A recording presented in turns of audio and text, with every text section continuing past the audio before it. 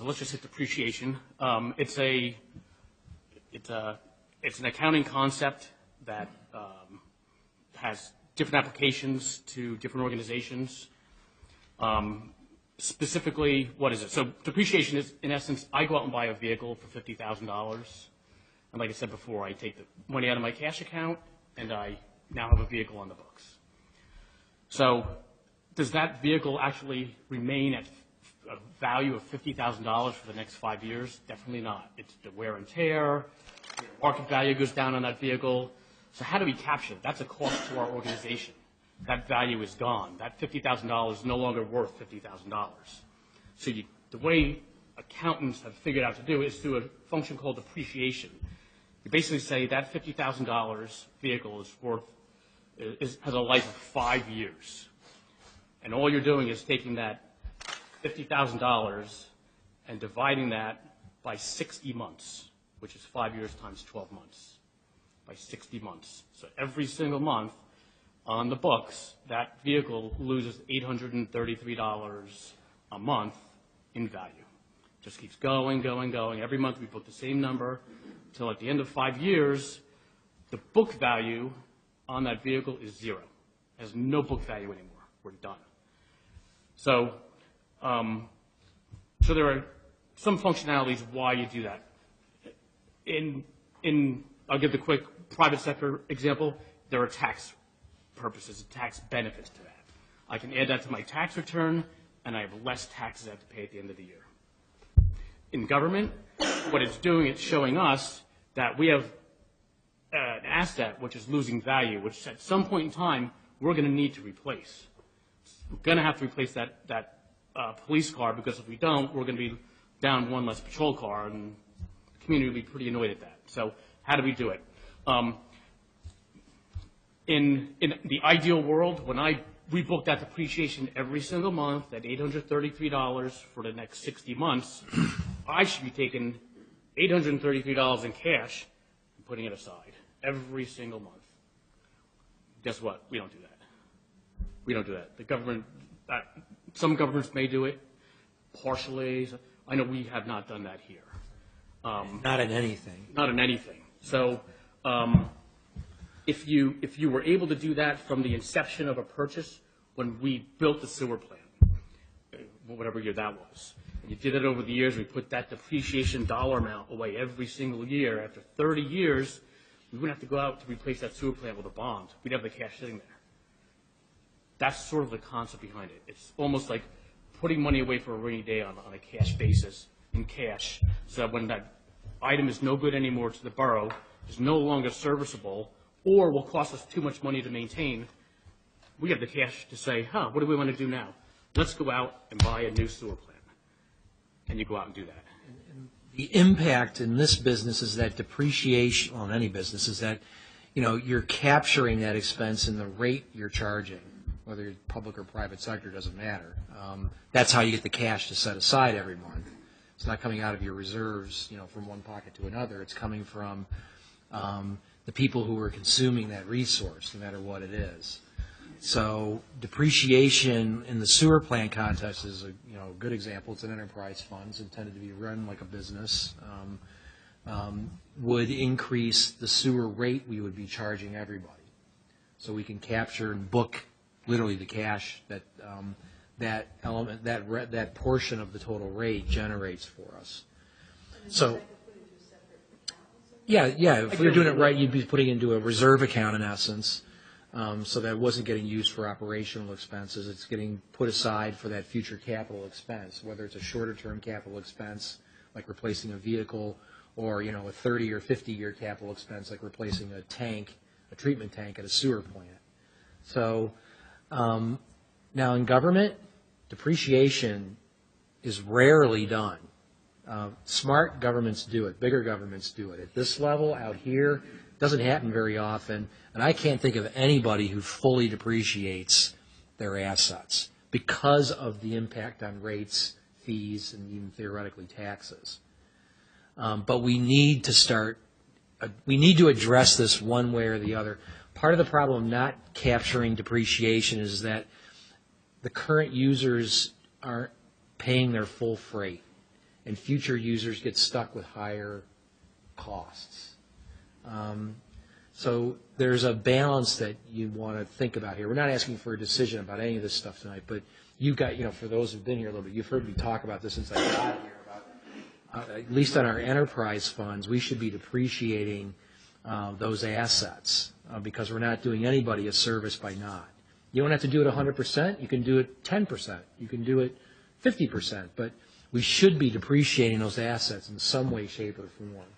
And then correspondingly changing the rate structures. And that's the tough thing for you guys, obviously, telling your constituents that we're raising the sewer rate by, $1 a month or whatever that might be. But that's always the hang-up when you do government depreciation, and why you don't see it very often. It's a way to artificially keep fees, rates, taxes on the lower side.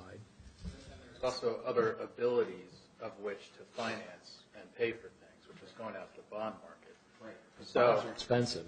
Well, okay, so is paying a bond and depreciating at the same time, because the taxpayers now are essentially paying twice, double, right? Mm-hmm. So Almost like for past, we're paying now for the past non-approach to depreciation. taxpayers now, the residents now, are paying twice as much because we're both saving for the future and we've already gone out to the bond market to finance whatever that was. So it's something that I think it's a balance. Depreciating vehicles, I think, is prudent. That sort of item, but when we're talking about depreciating, sewer plants and stuff, you need to take into consideration that the current taxpayers are paying twice as much. Yeah, and there's no way around that in some respects. Well, there is. You can continue the practice as it's been when it comes to the depreciation, at least for the major assets like that, and continue to bond finance those assets when you need to replace them. And for the smaller assets like vehicles, you put that practice in place, and then the taxpayers now are made whole by not having to pay double by changing the methodology. Yeah, you're just so it's clear, you're not paying double. That's not literal, but I know. right, yeah. Just so everybody understood that. That's Well, all. the More than their renovation fair we're- share. Yeah, the renovation we're going to go through with this building, we're going to spend $2 million to renovate the building. $2 million? Oh, a lot more than that. Shucks, I missed that.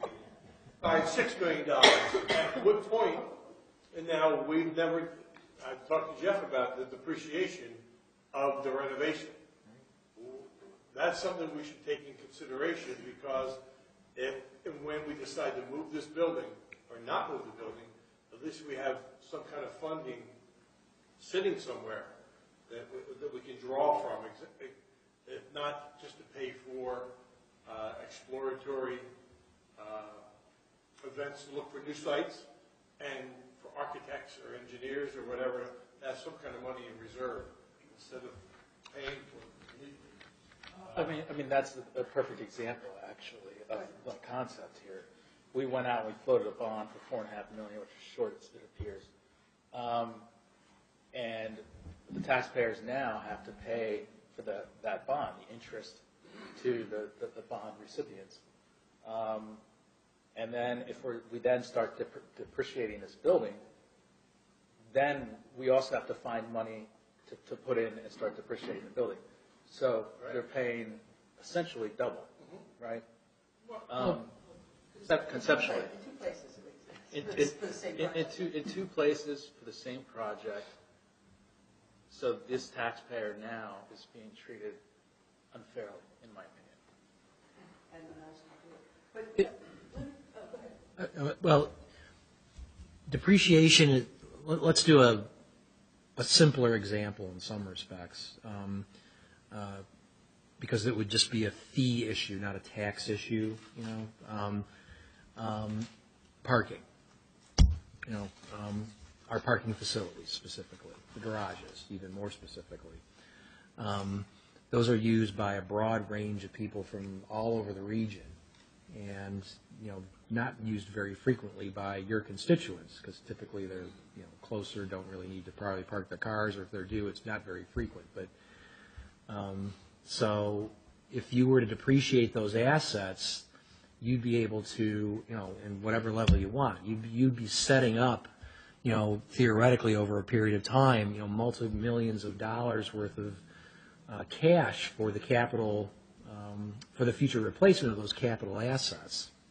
And that is a function of just changing the parking rate by, 25 cents an hour, I'm making up a number, but that's the real impact on people. The more you're frequently using that stuff, the more you pay on it, but you're also depleting the asset by parking your car there all the time. It's wearing it down. That's the whole thing. It's getting used, it gets worn down, and you should be paying for that as part of your rate structure too. It gets more complicated again, because of the, sewer is more political than parking in that respect, but that's a way to look at it. For like the building depreciation, if we were going to take that $6 million, let's say, and depreciate that, that wouldn't really impact your taxpayers' constituents directly, or even, I'm trying to think if it would even be indirectly, because what we'd be able to do is increase fees we're charging for people to use police services, as an example. East Bradford would be paying us more on their contract because, I modernized this building, and a percent of the building cost was related to police.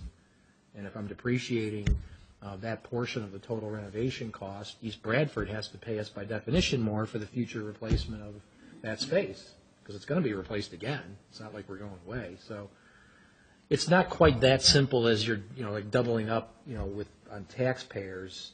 There's a lot of nuance to it, and it might not be that we want to apply it everywhere, but I think there are really solid opportunities where we should be applying it to help with your future cash positions for some of these major expenses that we're undertaking. And again, parking is probably the easiest one to think about and deal with. Garages aren't really serving residents in this town, unless you happen to buy a garage pass for your own car, but it certainly serves a whole broad region of the Delaware, or the Brandywine Valley more accurately, and they should be paying for that future replacement, their little use of that space. So can I ask a very practical question regarding this? I'm looking at the March financial report, which was reviewed in May. And I'm looking at the depreciation year-to-date, $783,780. What does that represent? Because I don't know how to tie that. So that's every single, so that would tie back to another module in the accounting system, the fixed asset system. So what it is, we have $88 million in assets on the books. Over the course of time, we're depreciating those assets. Every single asset gets depreciated. What rate do we depreciate? It depends upon the asset itself. So vehicles are typically 5 years.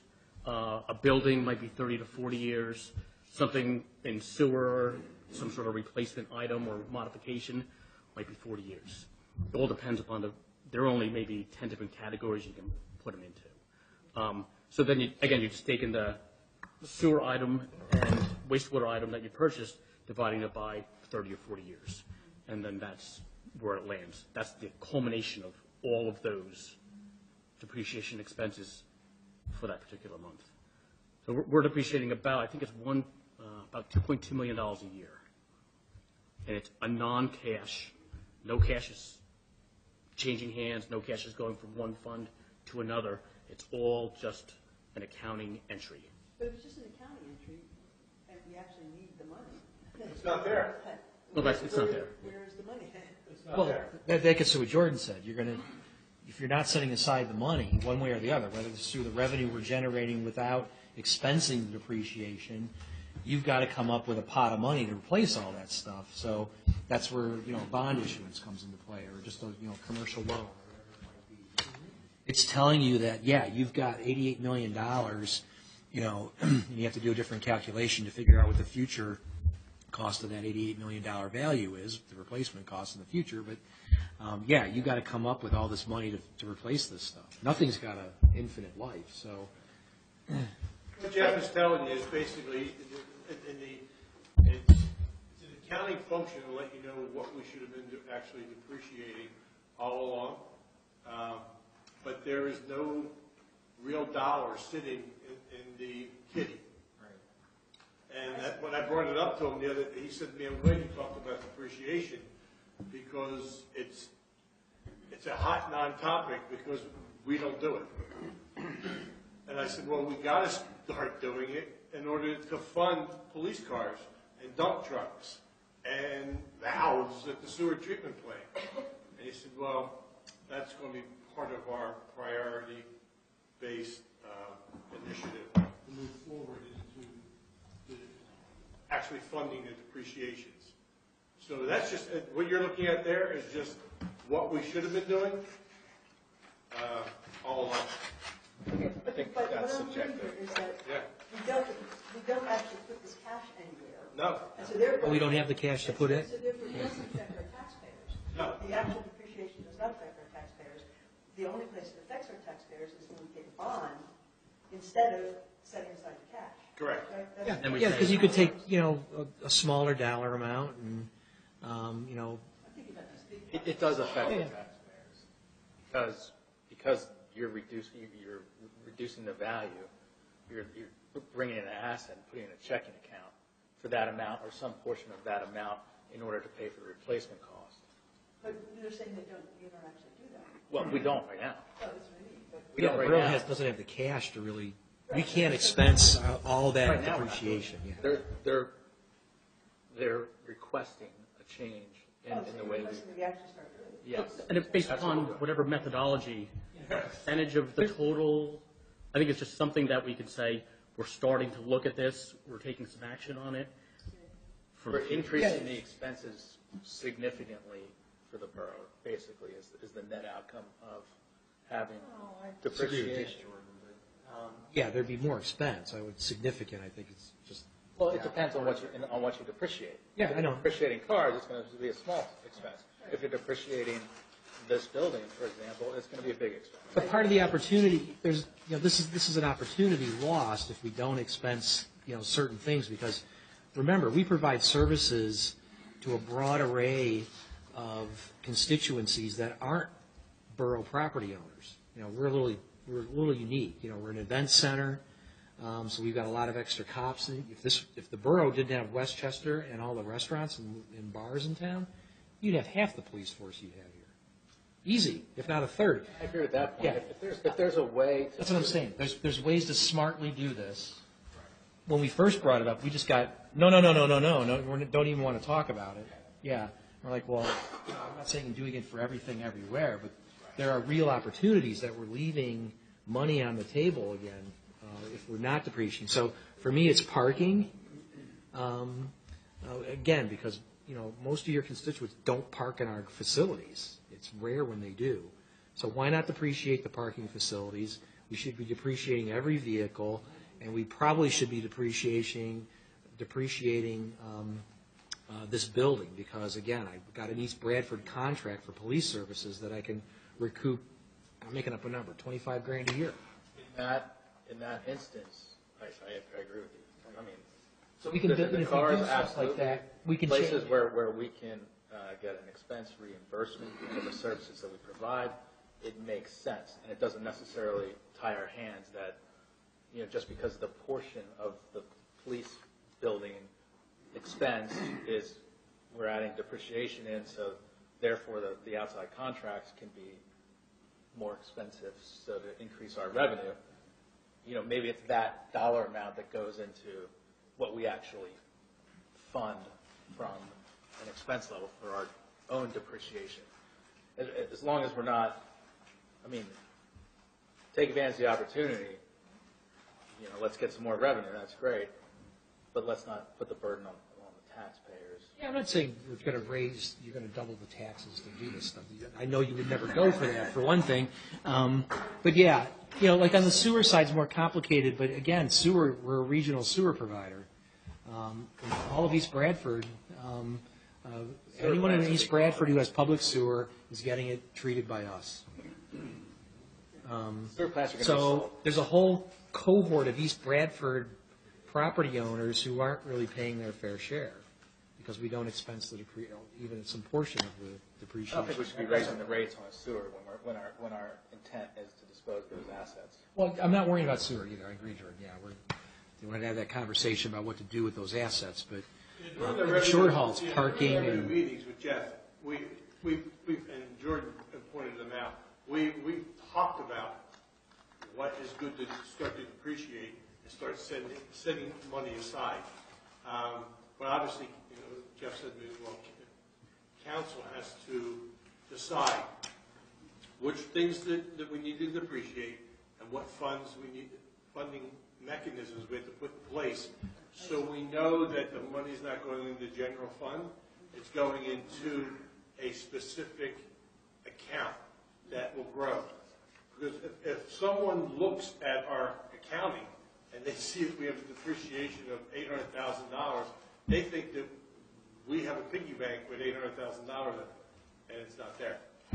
So, That's assuming they even know what it means, yes. yeah, well, Which I never really yeah. understood. So it's going to be a function of council to decide, yeah, in 2018 for the budget, let's start looking small. And we have, 4 parking garages, right? Let's start looking at the 4 parking garages and start there. And the police car, or the vehicles, not the police cars, the vehicles.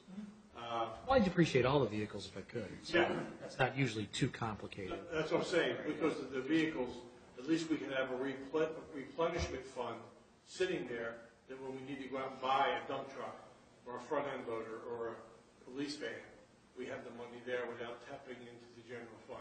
Yeah, because some of you are going to remember, there was a time not too long ago where council in the borough was in a pretty difficult spot when it came to vehicle replacement because of, the loss of revenues. Back in 2009, 2010, council was having to make these tough decisions about, we don't have the cash, the revenue coming in every day to replace these critical vehicles. So we're going to extend the life of this car that should have been replaced, and suddenly, instead of spending $3,000 a year on a police car maintenance, I'm spending $10,000 a year on police car maintenance. And but council didn't have, and I'm not criticizing. It was it was just the reality, right? And because they hadn't depreciated and set aside money in the good years that way, they didn't have those capital reserves to be able to replace those vehicles. And Public Works took the brunt of that, because police cars come first. But that's the kind of thing this all avoids. If you're handling it right from the accounting perspective and the money's there, it helps smooth out those big swings that we inevitably have to deal with as communities when recessions hit and revenues drop. It doesn't necessarily have to have a super negative impact on your operation. If we're smart, we've been setting it aside and we can deal with it that way. You might be able to do every single thing, but I got money that wouldn't have been there if I was just relying on the cash coming in any given year. And the fact is that if we don't do it that way, then eventually we have to put it into the budget and possibly raise taxes. Right. So, either way, the taxpayer pays for it. You want to use the depreciation to avoid, and what council members who've been here with me, I've heard this before. You want to, depreciation is also a way for you to avoid subsidizing things you should not be subsidizing. The borough's got a really bad habit of subsidizing stuff. Sometimes it's, for good things, but a lot of times it's not. And you want to subsidize things that add value to the community. We just subsidize stuff. Remember when we were having the discussions about raising the fees for all these events, and I was talking to you all about how much out of pocket you were spending on a run, Ryan's run on Friday night in town. Now we cover almost all of our costs on that. In the past, the borough was picking up half the tab on that, if not more, for someone to do that charity run, which council was, I think, quasi-aware of in some respects, but didn't look at it that way. And my argument was, if you want to do that, sure, let's budget for it. Let's have $50,000 a year to subsidize charitable events in town, not just eat the costs, the unseen costs of the public works guys being out there and the cops being out there, because the cops expensive. A cop sitting there at a running event's $150 an hour. Between the cop and the vehicle and stuff, yeah. So it helps avoid those things too, because I can change rate structures to capture that as well. And there's less out of pocket for that kind of thing and more for the, the core essential stuff that we need to do for the people who live here.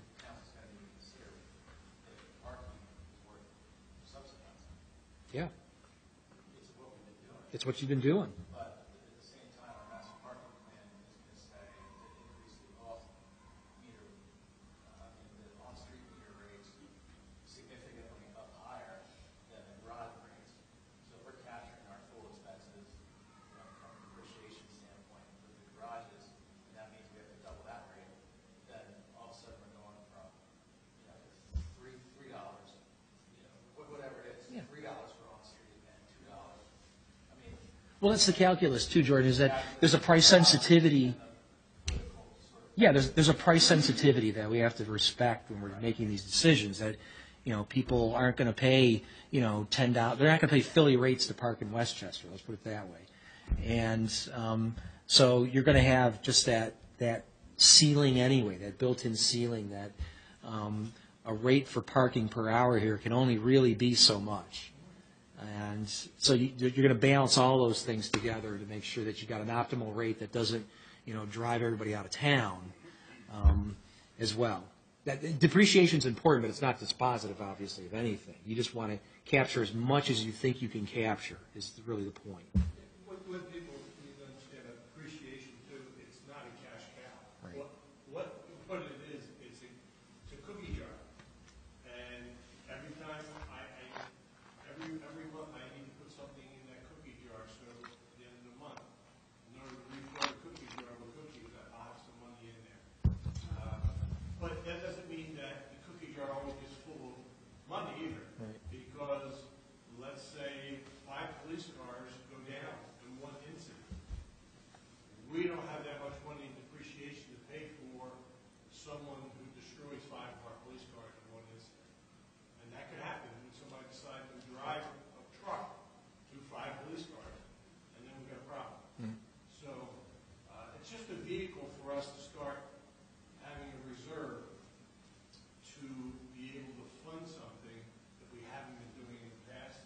It's really not costing really the residents that much money or even costing them at all because it's coming out the other fees. So depreciation is very, very important. And if you're a landlord in the public sector, every time you buy a refrigerator, an air conditioner, a roof, you automatically start depreciating it so you're not paying the taxes at the end of the year. You got a 5 or 20-year run. And the roof's 25 years. So you're just building those reserves. And we have not done that. So now that I don't know, I think I understand the concept behind it. What's the next step? Is this something that could happen this year, or does it have to wait till next year's budget, or? Yeah, we would, if you're interested in exploring it, I would say we can explore it on 2 simple levels for this year, parking and vehicles. And Jeff and I can work out the numbers around all that stuff. And as you're doing your budget reviews, we can show you the impacts of all that. And then we could show you where, how you'll capture that and what it'll do to, a fee or a rate or whatever the case might be. Plus, we'll be wrapping up, part of the parking conversation, which I'll get to a little later if we're still here anyway, is, we are going to look at parking rates as part of the master parking plan. So you can kind of wrap this all up when you're doing your, in December when you're setting your new 2018 fee schedules. So it kind of gets wrapped up around specific things. Yeah. So like if we wanted to incorporate this specifically with parking, would be as we approve the master parking plan, it would happen. Yeah, more than likely, yeah. Yeah.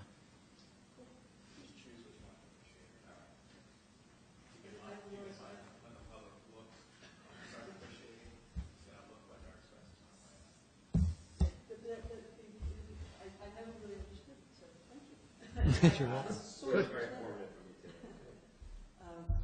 Good. Do you have anything else? Because I think I'd Nope, like to move on. Nope, I'm done. Get goals and outcomes? Thank you for your ears. Appreciate it. Yeah, thank you. Appreciate your time and putting Thanks. Maybe we could take some time to go over the other parts of this at another time. Yeah, we can, if you tell us what you want to hear more about, we'll start just like doing 5-10 minutes at finance committee meetings and stuff.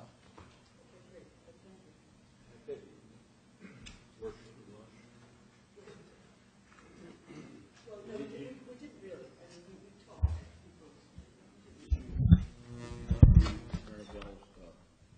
Memo about brakes. Entitled to a break, don't take the break or no way. We start actually making some money in doing this. Okay, so, we move on to goals and outcomes. That's a nice, this is Sure. my favorite topic. I know, nobody likes this topic. Because I always want to be more concrete. It always sounds like too big. Okay. Oops.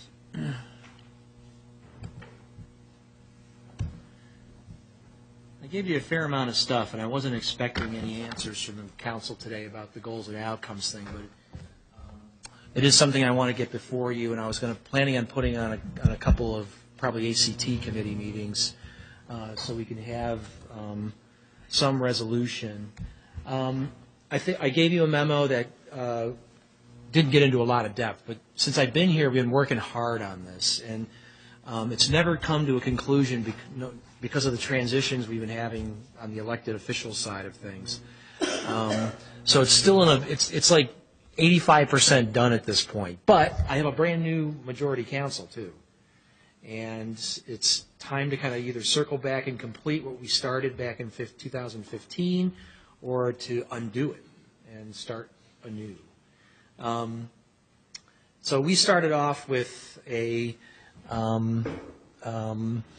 we hired a firm called Capacity for Change to help us come up with a set of initial goals and outcomes.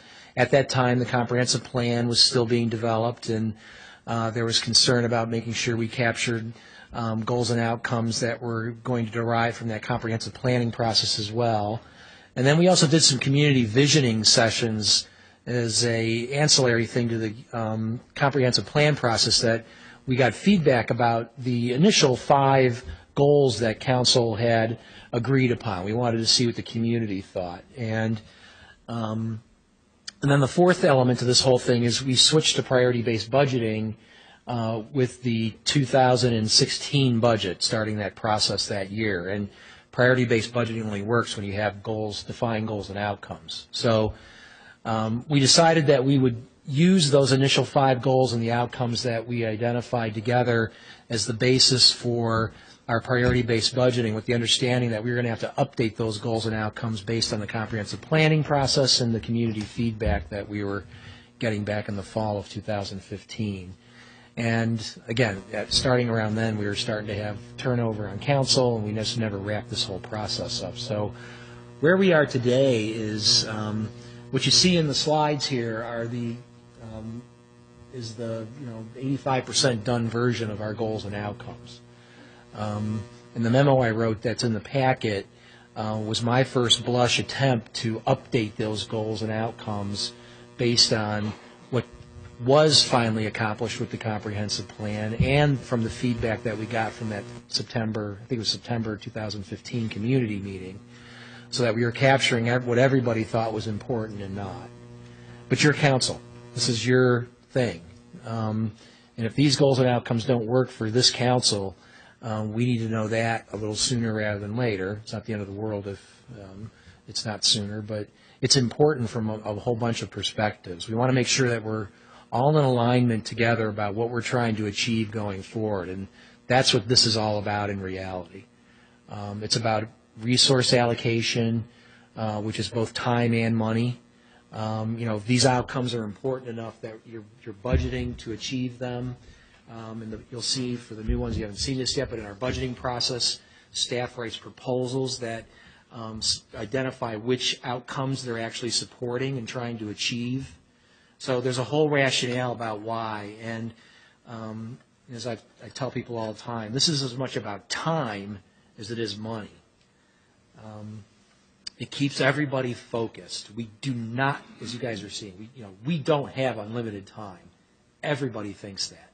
It's one of the biggest challenges I face is that, oh, you got time to do that. Let's just add this. The next thing I know, I got to double the size of the workforce to deal with all the stuff people want us to do, which obviously we don't do. But this helps us keep focused with the community, keep focused together as council and staff, that we're working towards what we really want to achieve as opposed to getting distracted by some shiny object that popped up at some point in time. And it's not that you can't deal with that shiny object that popped up, but you got to understand that there's a trade-off. I got to find time and or money to deal with that shiny object all of a sudden too. So that's why this is important. We can handle this in any number of ways that you want. I put an hour and a half because I didn't really know how much you wanted to talk about it or even think about it or address it today. I picked up where I left off in this time last year, which was I had written council a memo saying here's some suggestions for updating these. But again, it never really got anywhere. We kind of talked about it a couple times, and then we started having the transition. So I expanded that memo I wrote last year to deal with the comprehensive plan because that's completely done and adopted now.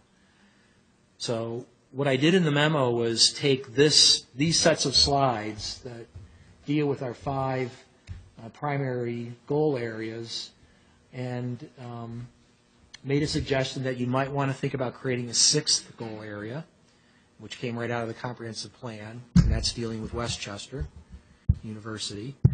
And then I started taking stabs at reworking the outcomes associated with most of the goals.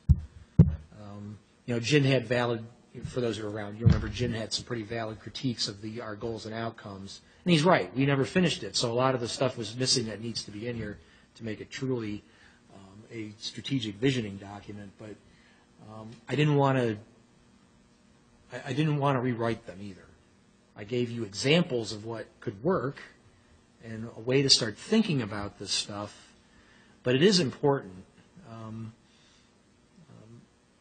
You'll find it very valuable. It is vague in a sense, Diane, but it's a foundational vagueness that's important. The specifics come through primarily here your budgeting process. You look at this, you start off looking at this and saying, okay, do we still want to keep doing all these things, or have we achieved some outcome and we can take it off the list and add a new one or something? But it leads to your decisions about resource allocation in the end. There's other parts of this is to show you by departments, where we spend our time, dealing with goals. This is administration. This isn't quite accurate. We're still working on these, but I did want to show them to you.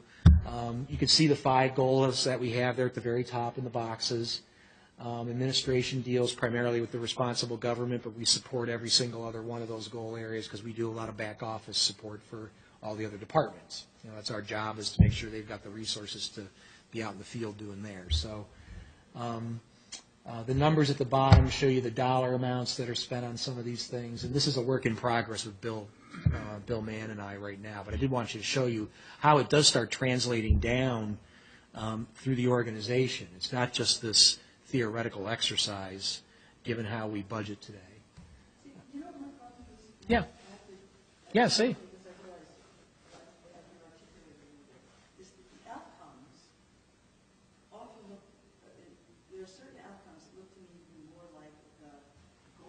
Mm-hmm. That the goal is actually an outcome. Yeah, I'm not arguing that. That was Jim's. Well, that was Jim's valid critique because we never finished it off. So I was never arguing about that. But I can't just do that. I mean, if you want me to do it for you, I will certainly take a first crack at it and rewrite the whole thing for you. But I didn't want to be that presumptuous about it either. These are your goals and outcomes, and so. And I'll just scroll through real quick here on the departmental side, but you can see how when you get to different departments, different focus areas, obviously, building and housing, it's economic development, growth and infrastructure, safety as well on the code side. Fire is basically all safety. Parking services is a lot of focus on economic development in our goals. Can I ask a question? Yeah. How familiar are you with the Westchester University strategic plan?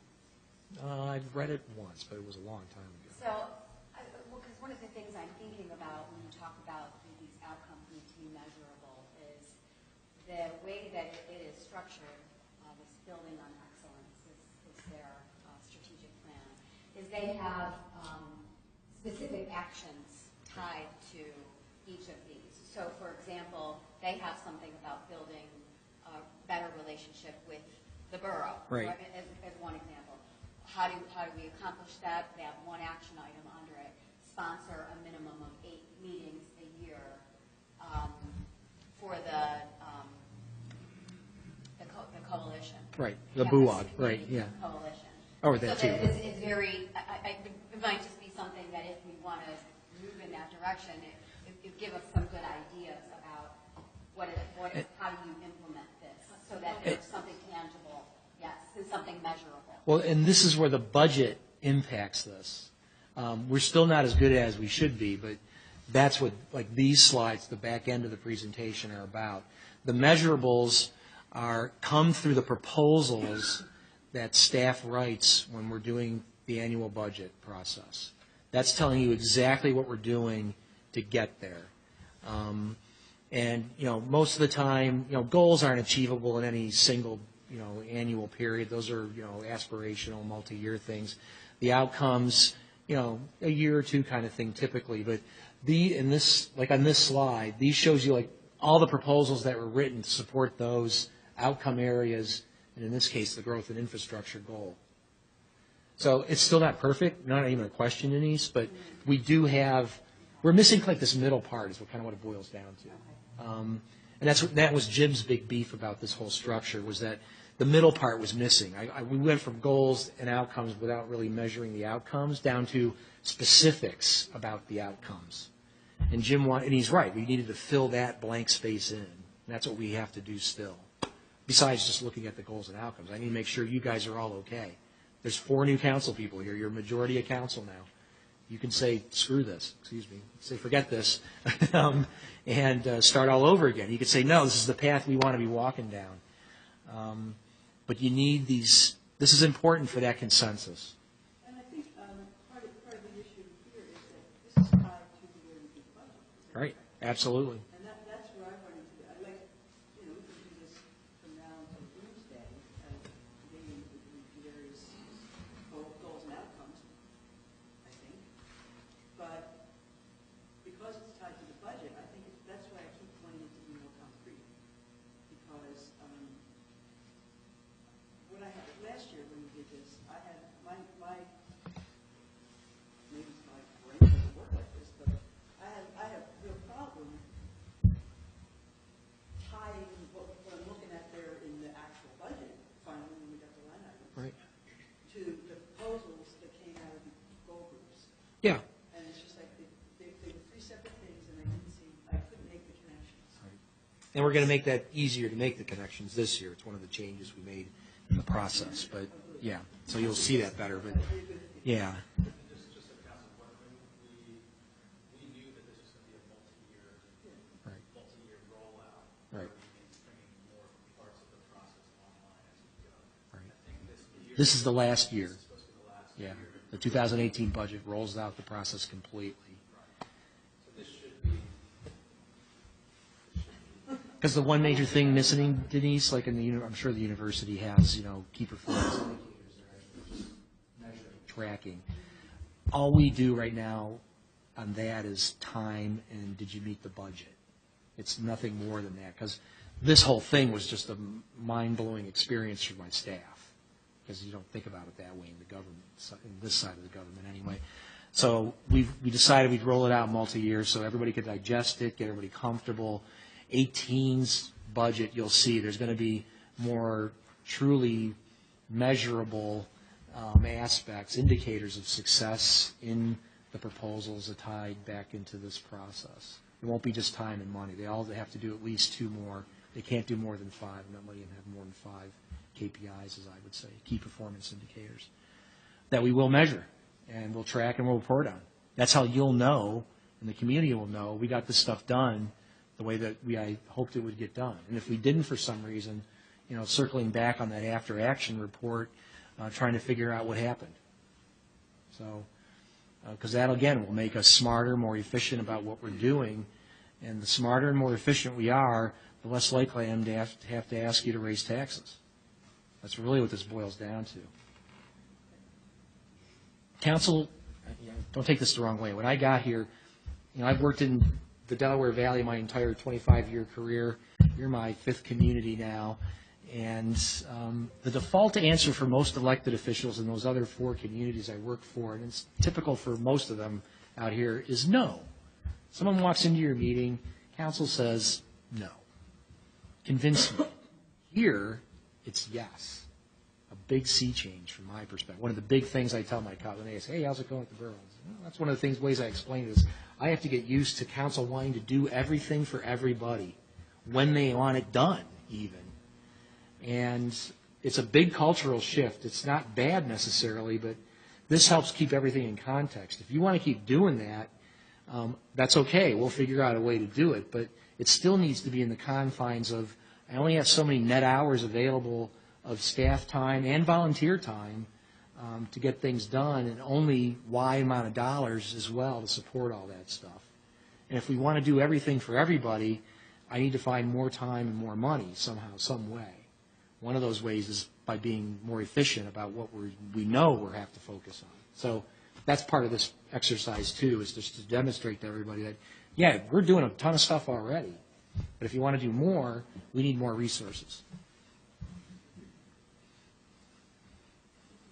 They're all socialists. Looking at the growth of infrastructure, Yeah. how do we keep each segment, how do we ensure that they are fulfilling, how do I even say it? They're doing what they say they're going to do. Well, right now, and this has never happened really, well, I shouldn't say never, it's been a while, but the department heads are starting in this month to produce reports that demonstrate where they are in relation to these things. They haven't had to write a report like this in at least a decade. So I'm giving them guidance about how they are to start reporting on achieving these outcomes. Where are you on all these proposals? Have you started? Are you midway? Is it on budget? Is it on time? It's a whole project management thing and reporting mechanism, which you guys will start seeing a committee towards the end of the summer. They're just going to deal with me for a little while until I kind of get the major bugs worked out anyway. But so that way everybody knows that you're making progress along all these lines. They will be reporting back to you about their success regarding these proposals. That's part of the closed loop. That's to close the loop out on the process this year.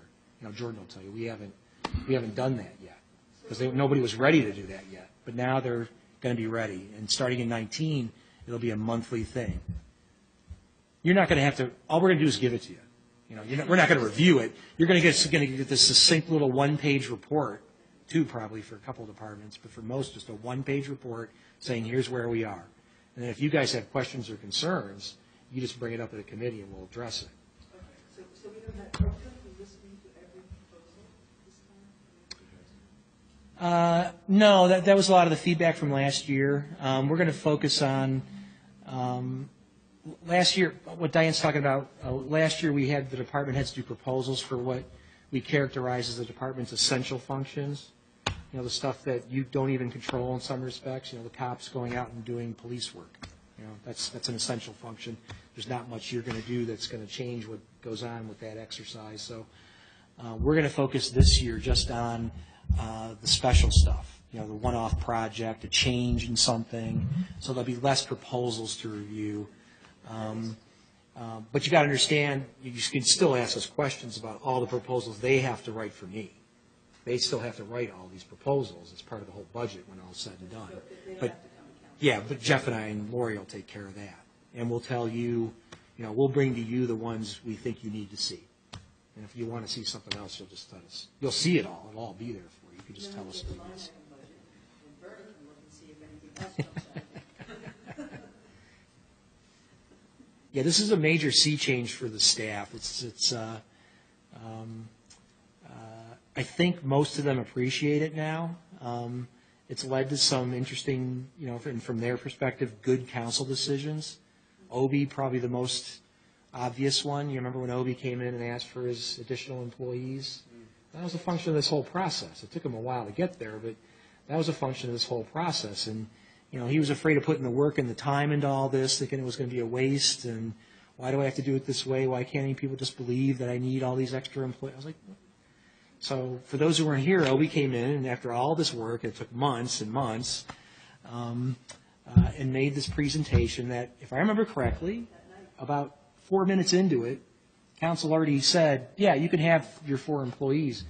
Obi, of course, didn't hear that, and he kept going for another 20 minutes. But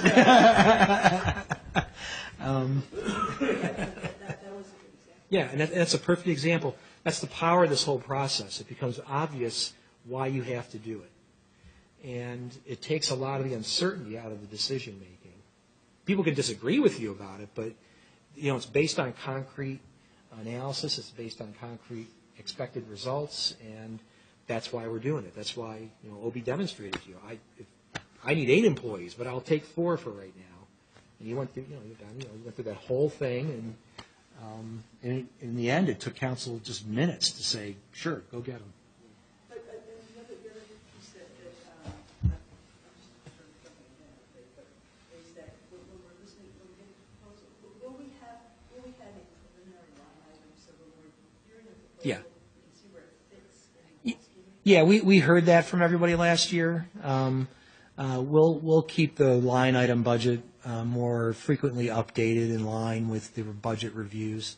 One of the things we were trying to break of the habit of just focusing on the line item budget, which is exactly what it sounds like. It's just 600 lines with dollars after them. We were trying to get council to take a big step back and look at it from that project perspective. What are we trying to achieve? But that was driving people crazy. Yeah, because we had Yeah, no context. right, exactly. I took it way too out of context is what happened. And so we heard you guys from last year, and we're going to keep it just more regular. And you'll see those linkages a lot clearer than you did last year, too. Yeah, it was good feedback. We got lots of good feedback from everybody last year. So we have new forms for the staff that are going to make it easier for them to do all this. And, Yes, okay. So what are you looking to us?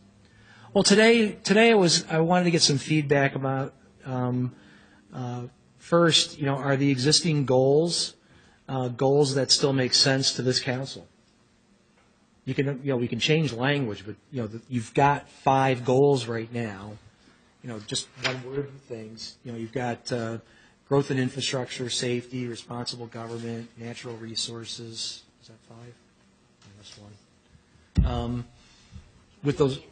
Community and economic development, thank you. Those are our current 5 goals that we've identified, with, of course, 5 give or take outcomes associated with each one of those. But if the goals don't measure up, that's something we need to know. If the goals, as very abstract concepts, still make sense, we can then look at the outcomes. And do they need to change, and how do they need to change? And they need to change, I can tell you that. And we can handle this any number of ways. We've had special sessions of council to talk this through in the past. We can do that. Like I said, if you want me to redraft the whole thing and you react to that, I'll do that. You tell me how you want to handle it. If you want to have all these discussions, there's no right or wrong, just how you want to do it. Me rewriting them and you reacting to them? We'll spend I guarantee, there's nothing wrong with it. I actually enjoy this stuff. This is what I like about my business. But, chart you put together are pretty interesting. yeah. And they're very encompassing. The maps. Yeah. Yeah, the bubbles. Yeah, the whole thing, one of the major concepts around prioritized budgeting is to make the resource allocation decisions understandable to the layperson.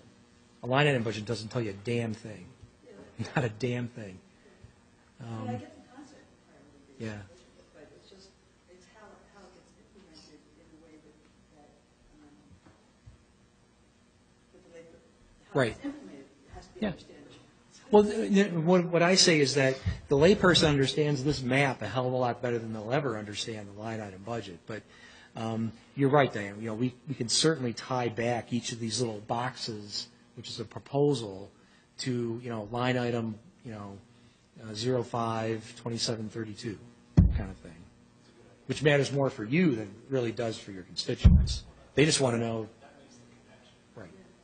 And that's what was missing last year. Yeah.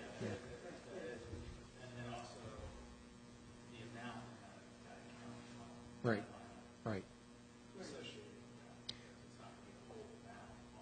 Right, because what you're going to see in the line item this year, which is what I'm used to doing in my line item budgets, but we weren't ready to do that until this year, is you're going to see more notes, let's put it that way, that explain what that line item actually encompasses. So you'll have these little, nothing real long, just 4 or 5 words kind of thing, but it says, if it says healthcare, $6 million, making up a number, we'll have notes right underneath that say, United Healthcare X dollars. United Concordia, that kind of thing. So you have even a better understanding of what all that means in the line item itself. Because right now, you guys know.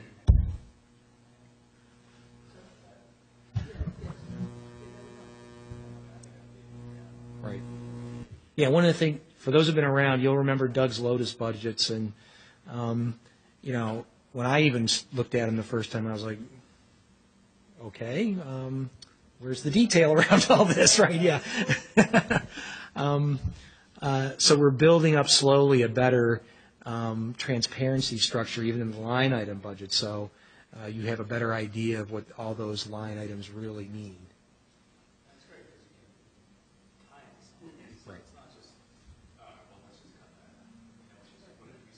Right.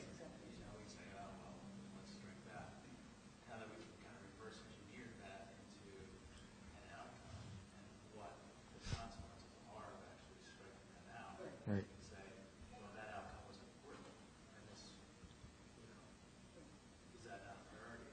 Right. And that all makes sense. Right. Just actually being able to follow it. Right. It got to be daunting. It was, and hopefully at the end of this year, we'll get everybody's feedback again, and it should be clear going into it this year. And for the 2019 budget, we're going to go for a Government Finance Officers Association budgeting award, which is a big deal. It's business. If you get that award, it means you have a very accountable and transparent budgeting process that you can understand. It's really hard to get. There's only a couple. Chester County gets one all the time for the last 15 years, give or take. There's only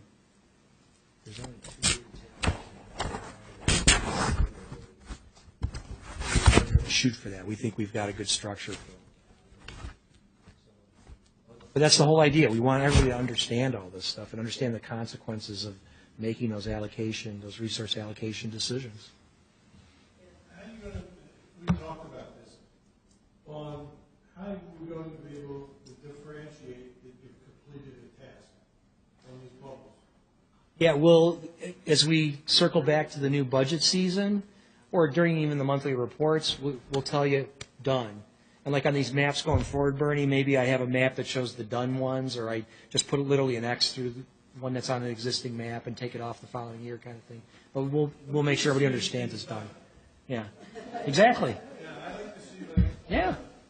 Well, that's the man of action in you. Yeah. Hey. Hey, you mentioned university rollout. Yeah. In terms of, is that as a goal or as an outcome? I mean, there almost be an outcome under growth in infrastructure. Well, I was thinking about that hard yesterday, Dom, when I was wrapping all this up, and there's no wrong way, but the comprehensive, in the end, my decision to recommend that it would be a goal was a function of the comprehensive plan. That's one of the key 5 focus areas of your comprehensive plan, which is still a subset of these goals and outcomes, but there was so much in the comp plan about the university and our relationship and partnership opportunities and, development, all that stuff. I was thinking, for the short haul, that probably should be a goal. There's a lot of resources going there in the near term, both in time and and cooperative money. The Rosedale Memorandum of Understanding, the planned university campus ordinance that we're working on right now, and things along those lines. And I thought for the shorter haul, for the next 5 years, that's probably a goal with a series of outcomes. It'd probably be one of the first goals you'll actually achieve in some respects, and it could become an outcome somewhere else down the road. But that was my thinking.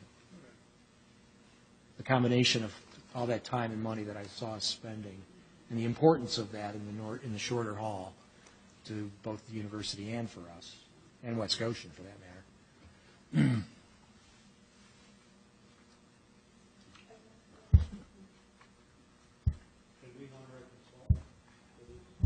I can bring Megan McVetti back if you'd like, Bill. She does all the fixed units on the across the board.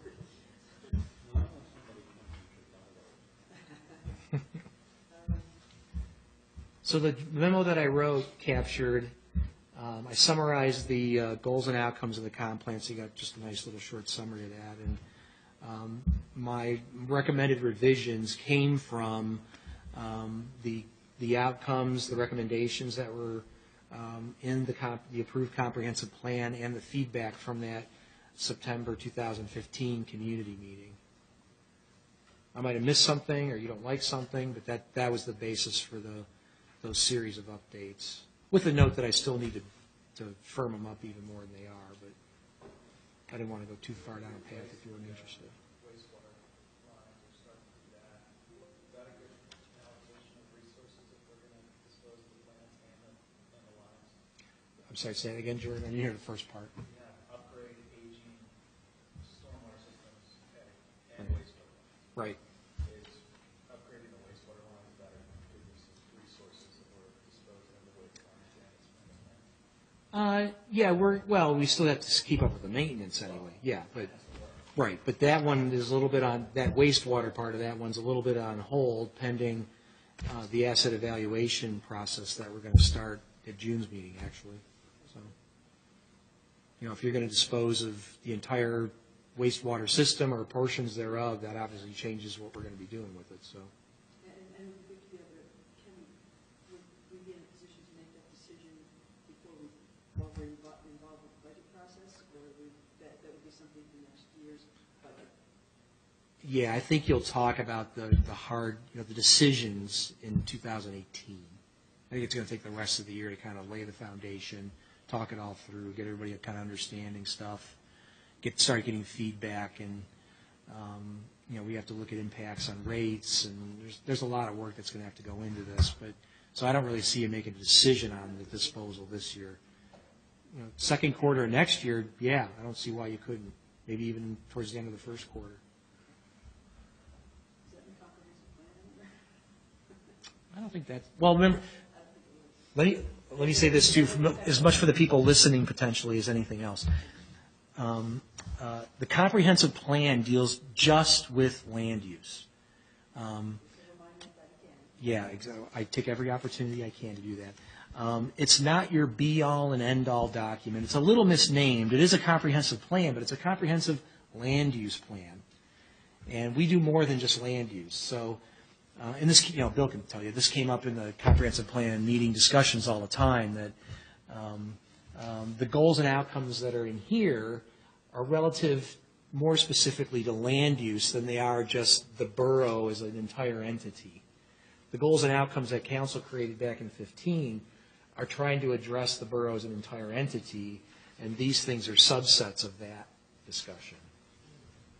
So try not to get confused about that. That's the be-all and end-all. That's more the be-all and end-all for land use.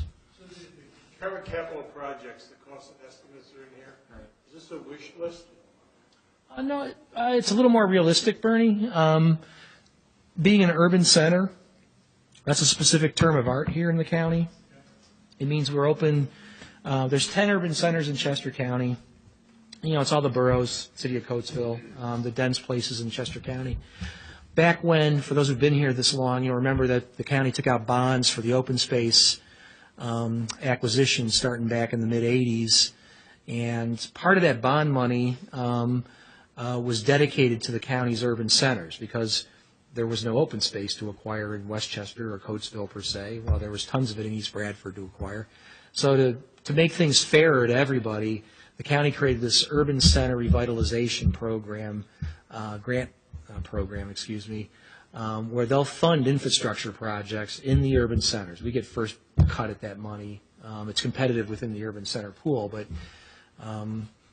so we have to identify projects that have, realistic numbers attached to them. They don't have to be exact numbers, but not just pie in the sky either. So that list in my memo, which is in the comp plan too, is a list that we're going to submit to. It's a revised list from what we used to have. We used to have a wish list, Bernie, is what it boiled down to. It was every single project, and there's nothing wrong with it, but it was literally every single project Public Works could ever think they would have to do. And it hadn't been updated in a long, long time. Yeah, just looking at your list and what Jordan just mentioned about the sewer treatment plants, we have almost $40 million. So this, as an enhanced project, that we should keep a close eye on for non-consideration. For 15 million for Bruce Creek and 15 million for Taylor Run. That's a whole lot of money. Yeah, and that's like probably half the total cost. That's more short-term money than long-term, like complete replacement money. Yeah, so with that in mind, do we start talking about eliminating the plant? Yeah, that's actually, Jordan's been asking for that for the last couple of years. We finally got some other stuff out of the way, so I've got our long-term capital financial consultants coming to, I think ACT, because finance has so much on it. I think they're going to come to the ACT meeting in June and kick off this conversation about evaluating the assets. It's to help us make decisions about what to do with those treatment plants, the conveyance system, the pumping stations that move it all around, and the pipes that, pick up the sewage from your house. We have to evaluate its condition, what we think replacement costs are, what timelines look like to replace all this stuff, because both plants are coming to the ends of their useful lives. They were both built in the 70s, late 70s, using a lot of federal grant dollars that don't exist anymore. So we either have to start thinking about how we're going to replace those assets or how we're going to dispose of those assets, because there is a disposal opportunity. Right. By any chance, is there an opportunity prior to doing all that to float a public notice to see who would be interested in buying it, would they be willing to pay for it? Oh, there's two companies that would buy it, Aqua, Pennsylvania, and Pennsylvania American, and maybe there's a couple Maryland outfits, but usually it's Aqua and Pennsylvania American who buy these assets when they're put on the market, and they're both extremely interested. Well, have they, you mentioned that, but I'm just curious what their opening offer would be, so that you would have what their opening offer would be, and then after we do our study and we see, if they say it's worth $5 million, and our study says, no, it's worth $50 million, then we have to have some serious talk to do. You never know. It's just like stocks and bonds. It's not worth anything until somebody wants to buy it. Yeah, we have to be a little careful, Bernie, about that kind of stuff, handling it that way. This is one reason why I was recommending the asset evaluation study, so we can come up with our number. The Pennsylvania Utility Commission gets involved in the disposition of these assets, and I have to be cautious about who I talk with, on the private sector side of things. I know they're interested, I have my idea what the assets are worth. They have their idea what the assets are worth. We'll see how close I am in my estimates when we finish that study. But we all know how this works in reality. You'll get an estimate about the worth of the plant, and just as importantly, the permit. That permit to dispose of the wastewater is valuable. And we'll see what we think it's going to cost to replace it and how you're going to have to spend that money over time. One of the reasons we did... Cost benefits can be a no-brainer. Yeah, these are valuable assets, I can tell you that right now. And there will be competition for these assets if they're put on the market. I Not have even a no question. problem on a bidding war. Yeah. Yeah. Go ahead, I Bert. have no idea what you're talking about. The problem with bidding wars is you then have to impact whether the sewer rates will become. Yeah. I mean, that's part of the calculus. But I can tell you right now, they're going up no matter what, because Anytime you have a new landlord, the first thing they do is raise your rent. well, actually, most of the Pennsylvania American Aqua are pretty good about holding rates flat for a couple of 3, up to 5 years. They typically will keep the staff that you have running those facilities because they're big companies, and if nothing else, they can just find jobs for them somewhere else in the company. And there's a whole dance that goes with this. This has been going on long enough out here that everybody kind of knows how that works. But they're always willing to do that. But in the end, if you keep the assets, Diane, I can guarantee you got to raise rates. You got to start replacing these very expensive pieces of equipment. And the wastewater fund only has $2.5 million in reserves. Take $60 million, float that bond, what does that come back with versus the rate raises? Because, they're going to spread their rate raises over their entire, everybody. We have to spread our rate raises over 6,000 properties. So, it's not going to be close. Yeah, but again, no matter what, that's almost a non-decision. Rates have to start going up. And I wasn't going to recommend any rate increase on the sewer side for 2018, but I almost will, if we're going to keep it, I will almost certainly recommend that it go up in 2019. So, When's the feasibility study going to happen? Hey, how's it going? it's going to kick off in June's ACT meeting. Yeah, 2 weeks. So.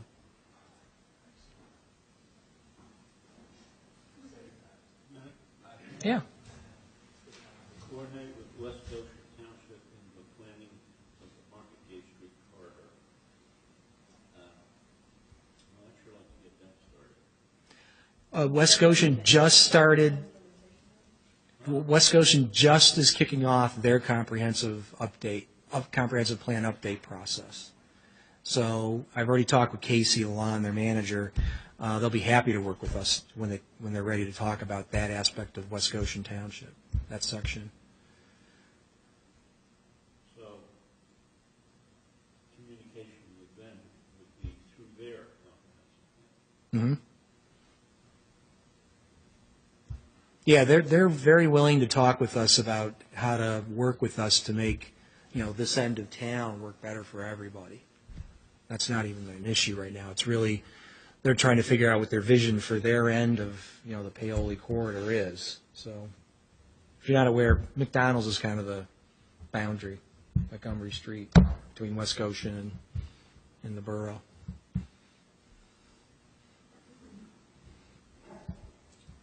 So, goals and outcomes, you get, Do you want me to take a crack at the rewrite and you can react to that? Yeah, okay, I'll do that then. and then when will we see it? I'll try to do it so I can put it on ACT's agenda. Yeah, since since there's an off week, I've got a week, and it's in my head already. So start disgorging it onto paper, and we'll go from there.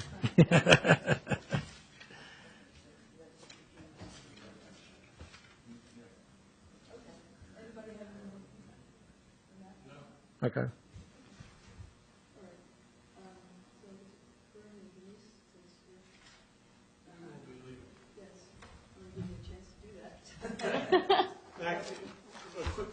Yeah. Anything on the grass cutting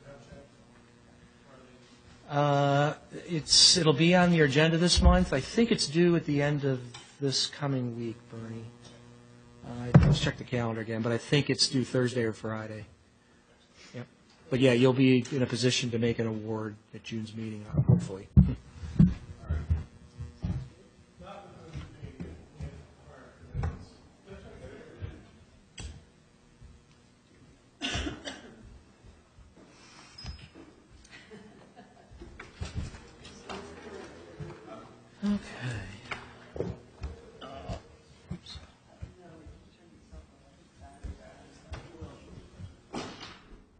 Haley.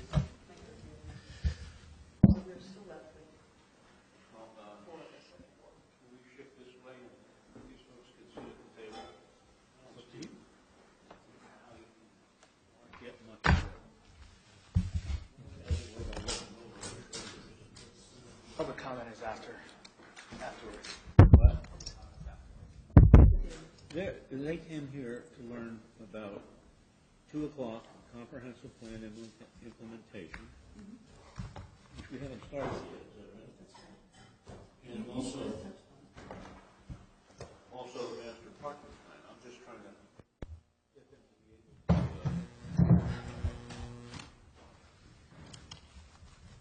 to understand more, capture the meeting better. You opposing? Oh, yeah. Mayor Belkin. Thank you. Yeah, okay. Are they rechargeable or no? No, they're disposed, yeah.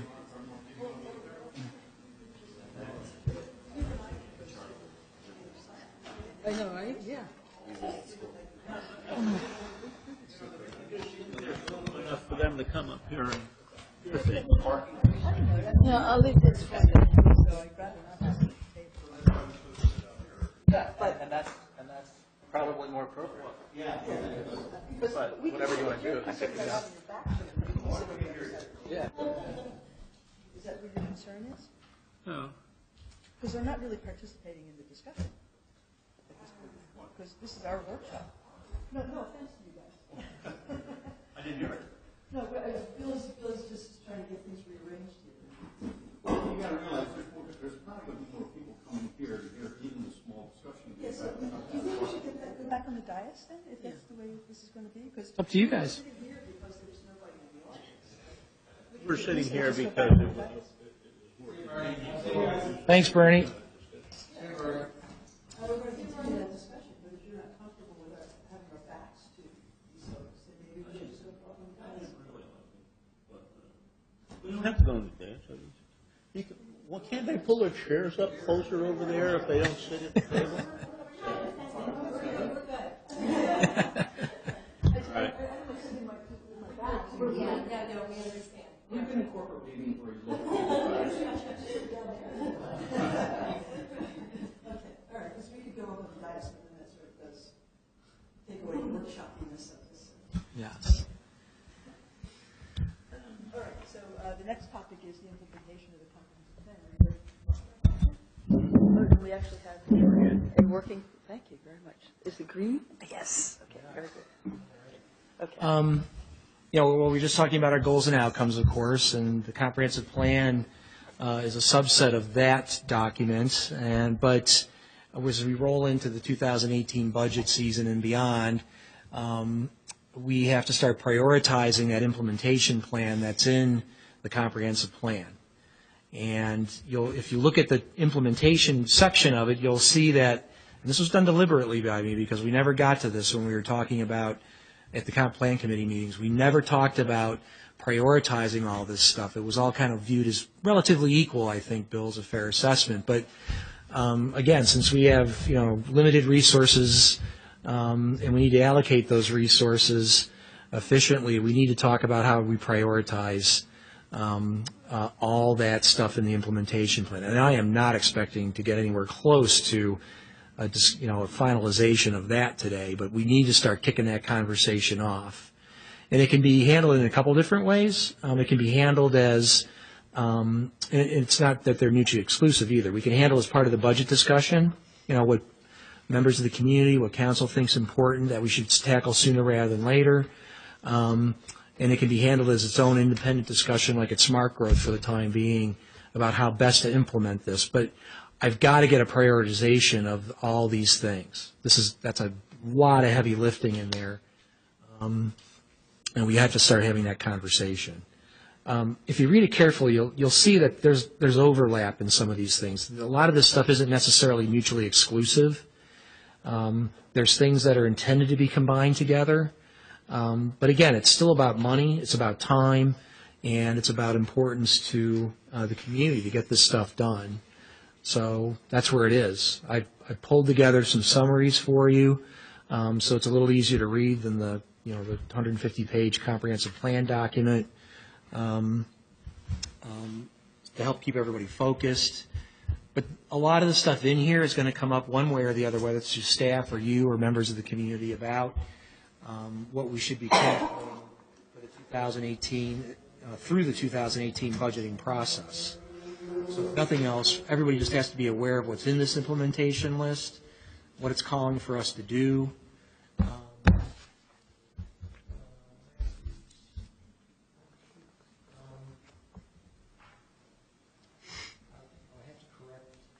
Gave you, I don't know why it's not.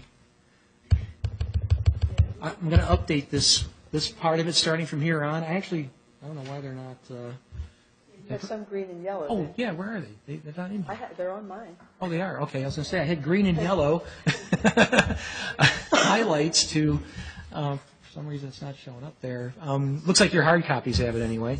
The green and yellow, I started highlighting areas where we're either underway or actually things are complete. Yes. Where are the hard copies?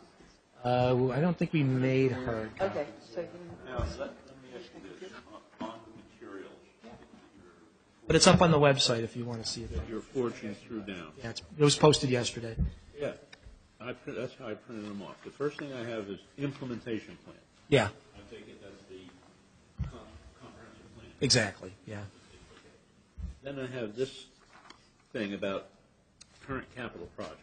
Yeah, that's the Urban Revitalization Center list of projects. That's in the comprehensive plan. It is, right. That's the, It's one of the appendices. county makes us separate out. Yeah, it's one of the appendices to the comp plan. And then this was the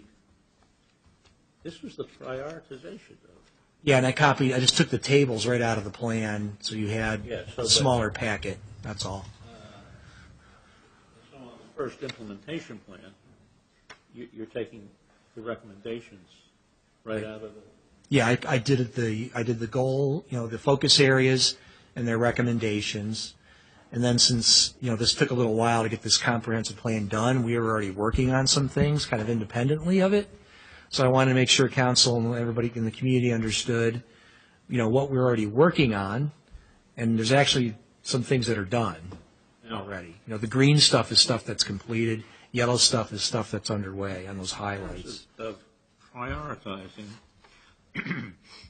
wasn't this, to some extent, a prioritizing of, Well, we never did. That's my whole point, Bill. That should be prioritized, but we never did a real prioritization of it. Everything was high within 2 years for the most part, which doesn't, it doesn't help me one bit trying to implement it. Let's put it that way. It can't all be high in 2 years. There's just not. all right, Yeah. I assumed that We there was gotta make decisions. prioritization in the sense that the shorter the time period for it meant it was more priority Right. than the longer one. Right. But you'll So see you're a lot. thinking we got to really, Yeah, you really got to focus on it. Yeah. all right, but what, are not these, aren't they already arranged in the order of priorities? isn't No, this I don't- duplicative of this? Let me answer Diane's first. No. You might remember when Dottie made the final presentation, we had said that we deliberately didn't put these in any ranked order. Except for the number of years out that. Yeah, That we but again, that was a half-hearted exercise at best. But by the time we got, it took so long to get to this. By the time we got to this, everybody had had enough of it, and we just couldn't get a. They all seem equally urgent. That was the point. Everything just ended up being equally urgent. We're like, all right, well, let's leave it alone. We'll deal with it later. Since we have comprehensive planning burnout, we'll tackle it later on. And that's where the point we're at now. Well, now, is this duplicative, is this duplicative of that? Yeah, Bill, I just made a nice little summary for you, that's all. And then I decided But I this should just give doesn't you have the detail. time frame stuff on Yeah, it. because that's the whole issue. I didn't want to put time frames on the summary. So that's good, because in a way, So where do you don't really need this once you have that. It's more of the detail, but yeah. This is more the, what you need for the county to give us our money, because we went over it too far. So you're asking us what we think, what our priorities are. Yeah, what I'm asking, what I was kind of putting you on notice about was that we needed to undertake this exercise. I wanted to see how you wanted to do it. Again, because there's no right or wrong way in terms of the process, but we do need to prioritize the comprehensive plans implementation plan. That'll help inform our 2018 and beyond budgets, so we know when things can get done. And So I can predict that some members of council will want things at a higher priority than other members of council might. I have no doubt. Because I can see a couple right off the top that I would like to see as a major priority. But Bill's priority might be quite different. So, for example. And it's not a zero-sum game, but again, at some point, I'll run out of time and money unless we find more time and or money to do everybody's high-priority stuff sooner rather than later. That's And also, I think we have to take into account how feasible certain of these may be. For example, my highest priority, and maybe Jordan's and maybe Michael's, would be explore regulatory strategies to break up concentrations of student housing.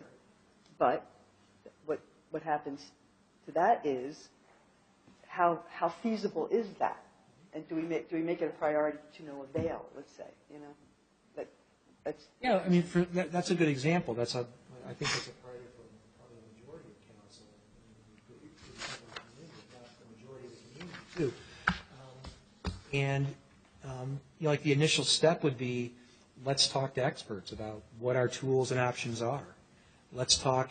We've already had some conversations with the university and the University Foundation.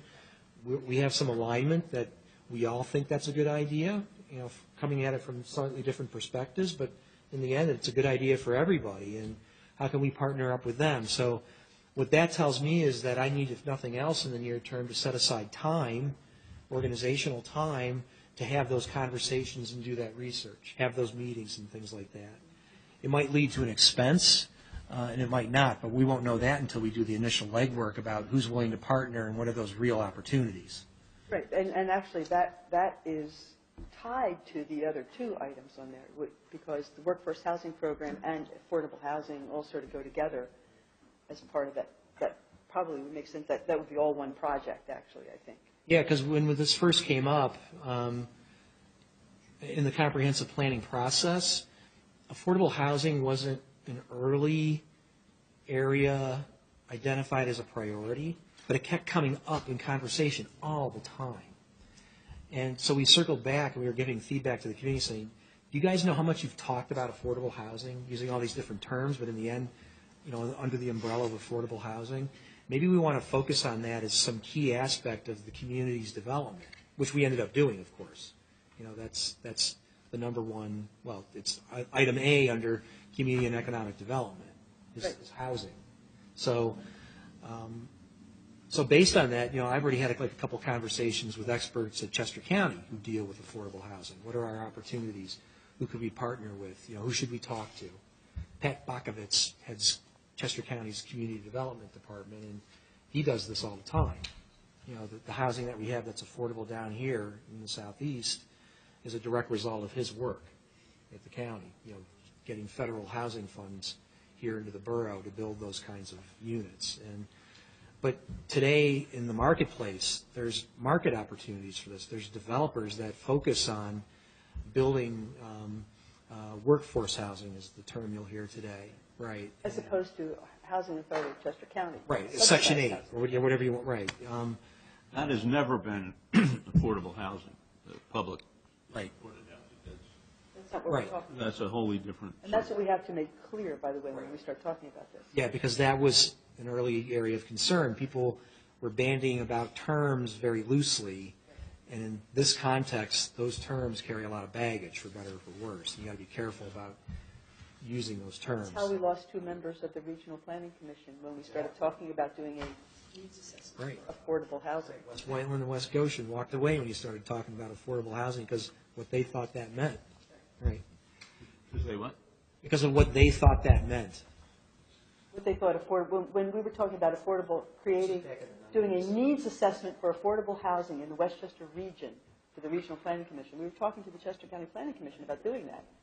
And we lost 2 members of the Regional Planning Commission who said, if you're going to do that, we don't want to be involved even in the Regional Planning Commission anymore. Yeah, and it blew the whole thing up. They never really did anything after that. Yeah. Yes. With that being said, May I say something? yes, of course. So, Mac,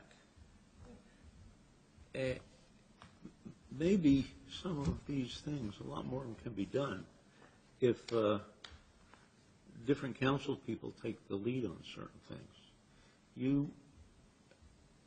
You're spending a lot of time and you're having a lot of conversations and all that and so forth, but I think if you will, trust some of us, and not to your exclusion, but it's one way to get it done. For example, I see Stefano here, and I see the mayor.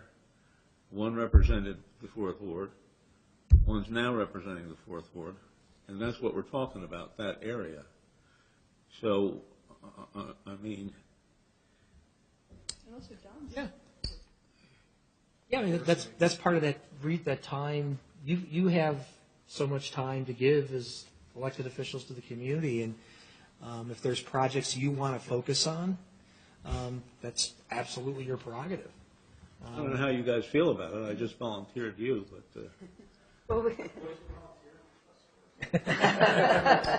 Exploring how to, who to talk to about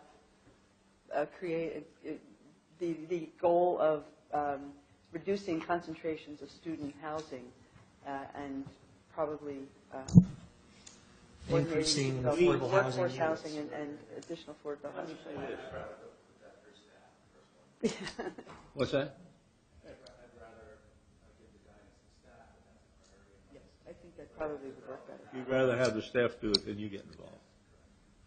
I mean, we Well, it's can not that you certainly- won't be involved, but yeah, we would be it's really a involved. function of how much time Hey, that's you okay. devote, that's all. Yeah. That's okay. And not just Mac, I mean, It's not just Let me. me just say the first thing. Have we ever had a map of where the student houses are? oh yes, We've got that map? we have a list and it's on the website of all the student home permits. A list is not a map. Well, I mean, Mike has it also marked out on a map if you ask him for it. Okay. Well, I'm pretty sure. It's if you want staff to do it, get them to do it. For example, you know I'm interested in the Gay and Market Corridor. Right. not me too. And I don't know why I shouldn't call up the comprehensive plan guy over there, or the whoever, and say, a couple of us would like to come over and talk to you about what we have in mind. Yeah, I think in knowing West Goshen, they'll be happy to have that conversation with you. Yeah, because it all sort of blends together once Right. you get out on that Yeah, strip. it blends together, and we want to put a lot of poor people in their township, as I'm sure they'll be happy. No, seriously, you know, I mean, I can tell you right now, Bill, West Goshen isn't going to be interested in talking about No. affordable housing in West Scotia. I'm not talking about affordable. But yeah, honestly, just be careful. But Well, the idea of the gay market corridor, absolutely. Yeah. Absolutely. No reason they should be very interested in it. And East Bradford came and we had a whole. You weren't there that night, I don't think, were you? No. No, I was. I was there. You were. Yeah. Table over there. Yeah. Now, I thought that was a good meeting. And I thought, and they all liked it a lot. I'm not sure we accomplished anything.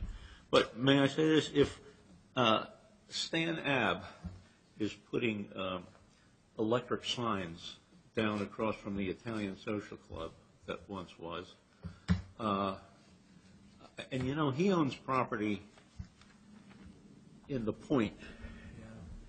And because I talked about it a long time ago, I said, you know, why don't you come and talk to us and maybe. Yeah, they'd like to get that out of the town center zoning district. So. Yeah, that's not it. I mean, it is a gateway to some extent, and there is room for some development there. There's some nicer big buildings or something, and so it's the same thing. Yeah, in East Bradford. Now's the time. Yeah, we've already, at the staff level, we've had conversations with East Bradford already about that end of the CS zoning district, Hannam Avenue out up Downingtown Pike. They are extremely interested in working together with us on that. And you might recall, they've got the Toll Brothers, Toll Apartments is looking at the Daily Local site, and the Acme site's being looked at. That's East Bradford, yeah. Yeah, Bradford Avenue, and then you got to go down. Yeah, if you're on the west side of south side of Downingtown Pike, there, I guess southwest side, you're in East Bradford, and up to just past the diner, you're in the borough. The boundary kind of wiggles around back there. Long and short of it, but. The comprehensive plan calls for doing special studies, Bob, of the gay market Paoli corridor, looking at the zoning. Is it up to date? Do we want to do different things? Looking at transportation and circulation and stuff like that in those corridors. And we also did the same thing for the CS zoning district on Hannam Avenue. In the CS zoning district is kind of bounded by the buildings that are on either side of Hanover as you're leaving town. To take a look at, is it zoned the way that it should be today? What are the opportunities? And since both those are entrance points between multiple communities, yeah, we looked at it as a gateway idea too, that we can work together about making it a better attraction for everybody, both communities and all the people that live in both those communities. So there's a comp plan that says, let's look at that as a special study, and let's get county funding for the special study. And I was just going to say that East Bradford, Mike Lynch and I went to the county planning staff and said, if we approached you with a multi-municipal application for this study, those two study areas, would you support that? For the two special study areas. Would the county give us a VPP, a Vision Partnership grant, to do the planning study to look at those? The two CS zoning districts, the two special study areas that are identified in the comp plan. To be more specific. Right, the thing So, for out here, it's Wyeth, up north, down Gay Street, and then Hannam Avenue, and into East Bradford. And the county planning stuff said, yeah, I thought that was a great idea. And, it's competitive, but they weren't going to, we could submit it. That was our big thing. We weren't quite sure we'd be able to submit it that way. And they were supportive, so they want to work. East Bradford wants to work with you as West Goshen starts rolling into their comprehensive plan review. I know they're going to want to work with you. And the county, ideally, if you write a good grant application, is going to fund a good chunk of it. So the thing about particularly, maybe not so much the Hannam Avenue piece, but certainly the east piece, the East Market, East Gay piece. I mean, we can rezone that, but you know what? It's going to take 50 years before it actually changes, it seems to me. A long time, because it's already just about entirely occupied, except, of course, for the two lots across the street.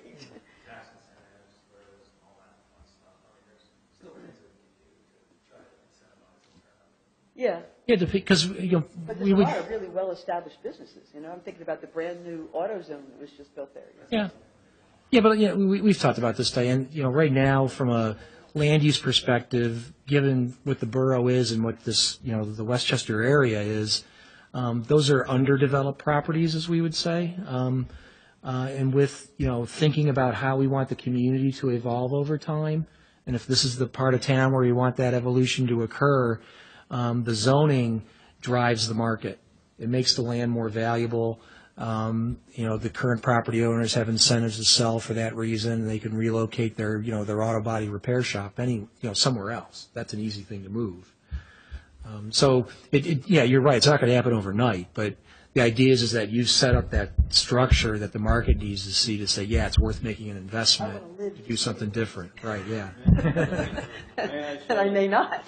Let me say this. I never You think, wouldn't either, sorry. I never think of this in terms of zoning. Never. I think of it in terms of what I think we should be seeing out there, and I think that That's how you- what? But zoning is how you get to what you. I don't think so. That's what I'm trying to tell you. I've been telling you a million times this. I think one can be proactive about enticing businesses in and that sort of thing. There could be advertising, all kinds of things. I mean, like a bid, but more than the bid, because the bid, to my mind, doesn't pump out enough encouragement. Well, they tried to get that whole area into the bid years ago. I'm not talking about the bid either. That's what happened. That's what happened. Well, what happened was it didn't get the votes. It got voted down. They actually conducted a vote to get that whole strip into the bid. And this is, I'm talking about a bid. A bid, if you're in the bid, My point is that those businesses are not amenable to what you're talking about at the moment. I'm not talking about the businesses are there. Well, It's the that's what- businesses I want to get there. and Bill, this is the community, and you're right, that's another tool in this whole thing. That's the importance of the community and economic development plan that I've been talking about since I started working here, because that's just as important, if not more important, than the zoning. They inform each other. Zoning would support. Right, as I say, they support each other, but that's the way you set up the structure to attract what you want to have as opposed to taking what walks in the door, which you still end up doing, but the more proactive you are, the better off you're going to be. What I'm talking about. You get with this and I'll get with that. Sorry, Mike. She started it. Well, I've made my point. I mean, to me, there are a couple things there that, it would take some of your time in terms of the grant writing, but I would like to, in terms of Hannum, not the Hannum, but the Market Gate corridor, if West Ocean really likes it, they can let them make the grant up, and we'll sign off on it. But I mean, somebody's got to do that. I don't think it costs that much to get in there and do it, unless, unless I'm crazy and people think, well, it's just going to be the way it is, which may happen, but. Because, Eli Kahn, Kahn Low Development bought Rubenstein's. And that in and of itself is going to start driving the redevelopment of this part of town. Exactly. And this across the street is basically in one owner now. Right. Get rail restoration. Huh? And if we get rail restoration. If you get the rail restored, boy. I don't want to wait for that, though. But you see it coming already. Eli's he made that investment in that property. He's going to do, maybe something mixed use. Maybe something residential. That's going to start changing the dynamic out on this side of town from a whole bunch of perspectives. I know, and I think we should talk about that, figure out exactly what's going on, and it's not just zoning, and talk to the owner of this property over here. So what can we do for you to make more density that's nice? I agree 100%, Bill. It's exactly what we should be doing.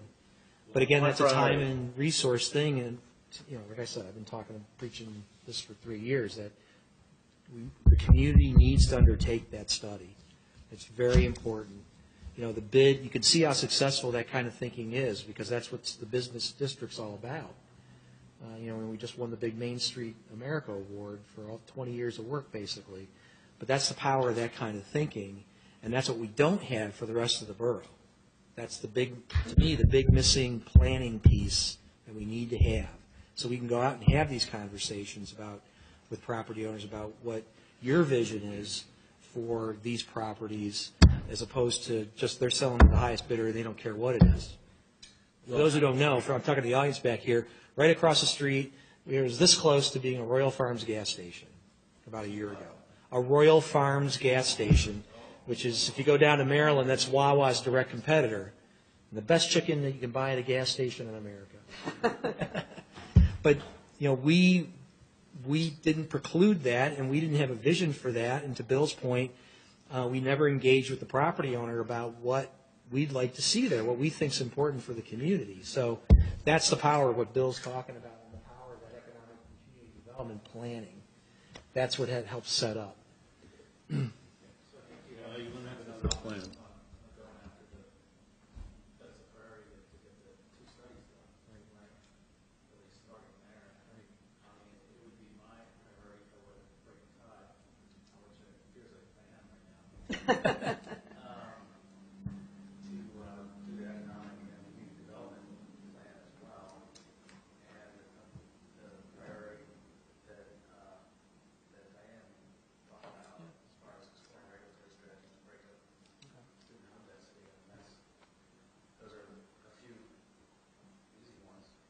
Yeah, I was telling Diane, we were talking about this the other day, that,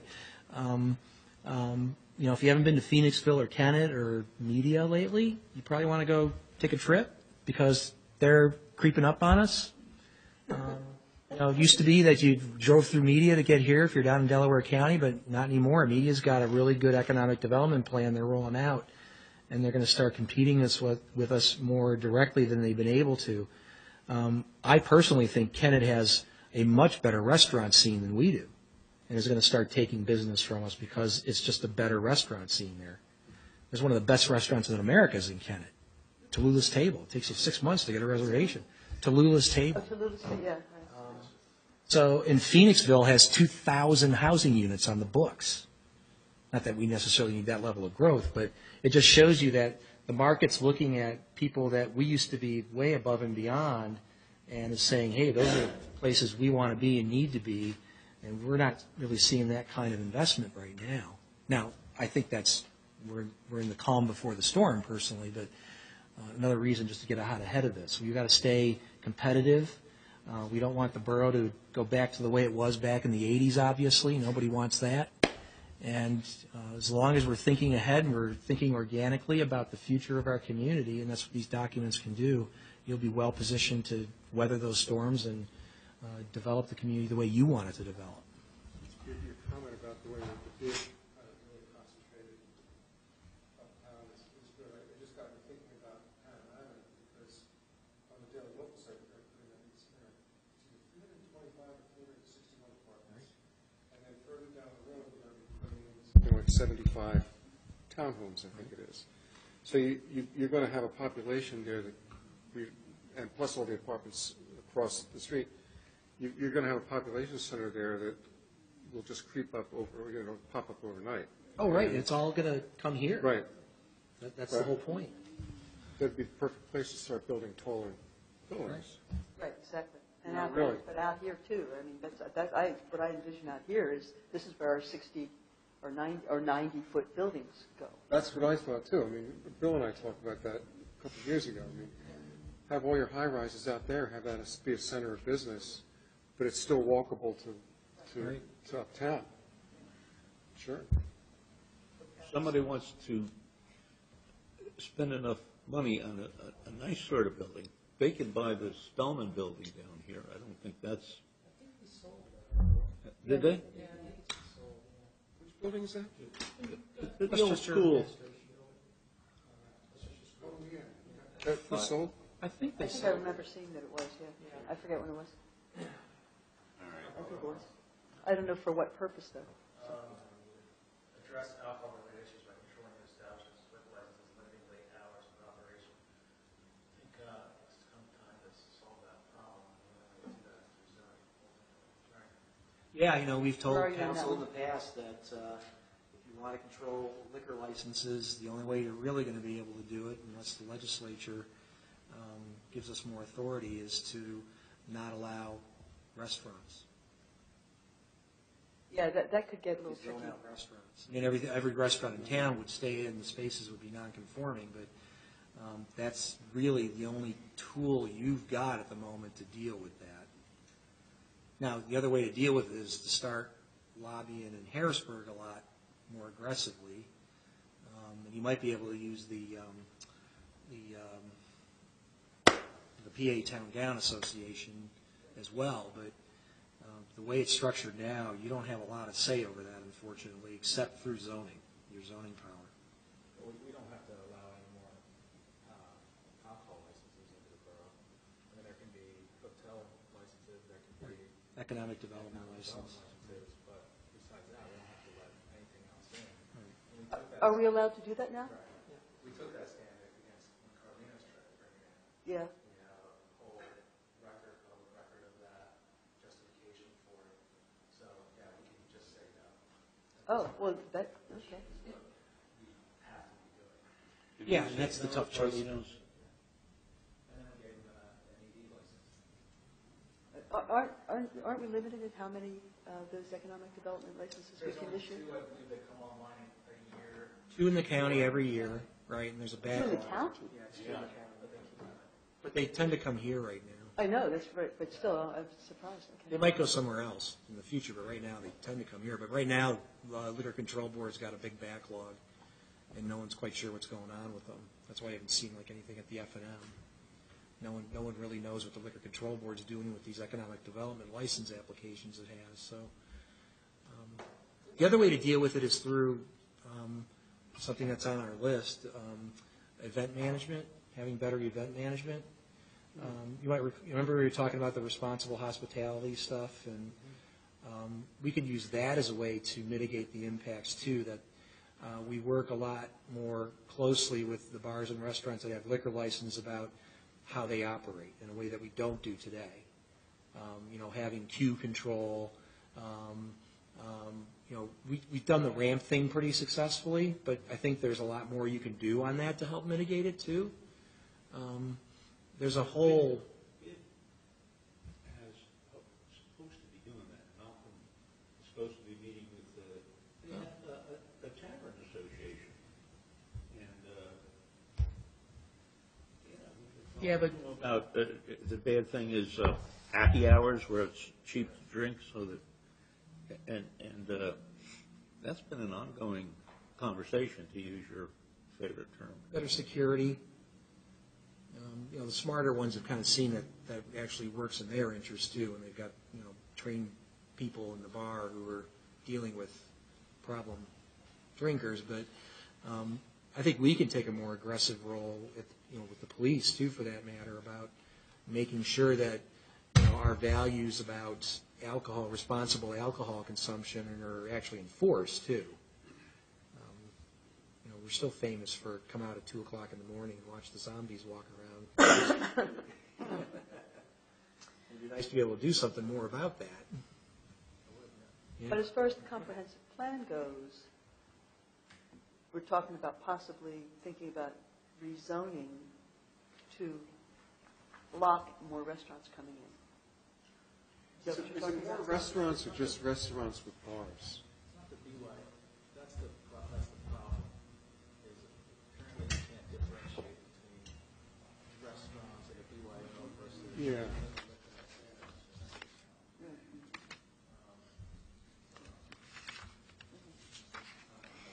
On one hand, I hate to see, if you have tools, places, You have a place like that come here, I'd sure hate that not to come here. You know what I mean? I mean, I don't want people going to Kennet. I was there the other day, and it's really, really nice down there. And I don't want this place to be any less. We don't want the economic development licenses going to Kennet. Right. Or Phoenixville. And you want them coming here for the right kind of use too, right? I think the club licenses are still a bit of a loose goose that we could address in some capacity. I'll look into that one. Yeah. You only have, I mean, Well, I love Sprout. I mean, look at that. That Yeah. just popped up out of nowhere because you can have one A of those license. licenses, one of those club licenses, and all of a sudden it's a 2 a.m. live band performance club, right, right? Club. right. So, I mean, trying to avoid something like that might not, that might be those club licenses, I think we might be able to put that one. Yeah, from my perspective, it's a combination of working with the Liquor Control Board, looking at our zoning, working with the police about making sure they understand that that's a priority focus they should have, is dealing with the nuisances coming out of these places. Not that they ignore it, but. Hmm? The police are already pretty well aware of that. Yeah, but it's more, it's like giving them resources to do even a little bit more. Right now, it's a little more reactive than I at least listened to Jordan talk about. It's you know? crowd control. Right. It's making sure people don't get hurt. Right. They stand outside at 2:00 in the morning, just literally make sure the kids or the people are getting from point A to point B safely, right? We don't really go into bars and look at, like, we could do that with code enforcement. We do that on certain nights, St. Patrick's Day, Halloween. The 3 code guys go out with liquor control people, and they're looking for liquor violations, and we're doing counts on occupancy. And Perone actually goes out at the beginnings of those days and walks downtown and says, "I'm coming out tonight, so you better stay on top of this." And every year we close 1 or 2 places down until they empty out appropriately. But we only do that on those big, heavy nights where we know, everyone in the region is going to be in town. We could do it more regularly because it's not like, I'll pick on Barnaby's, but it's not like Barnaby's probably isn't over their occupancy on most Saturday nights. Right. Let me read this to you. Develop a borough program to be more proactive in managing community events. Do you consider that a land use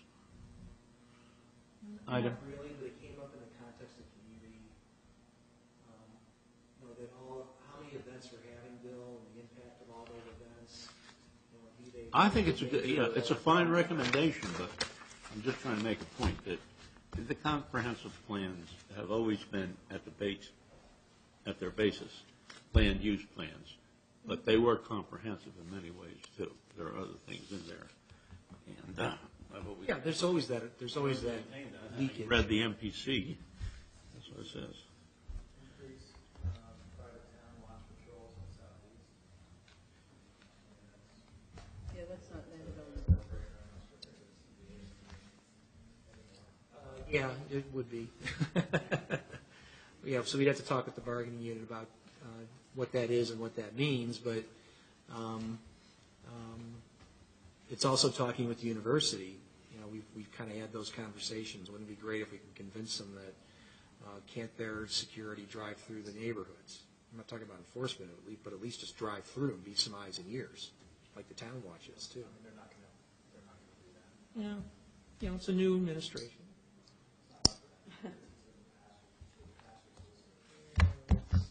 More flexible than that. That's always been my understanding. Yeah, we can, They were supposed to come into town and they stopped. if you think the town watch is effective as it stands today and could be more effective with more resources, sure, that's a conversation with the Brotherhood about, can we work that out and have more resources down there from ELPS or whoever it might be. Expand it even, we could do the town center watch. Right? More resources like the town center watch that could do some of the more crowd control aspects.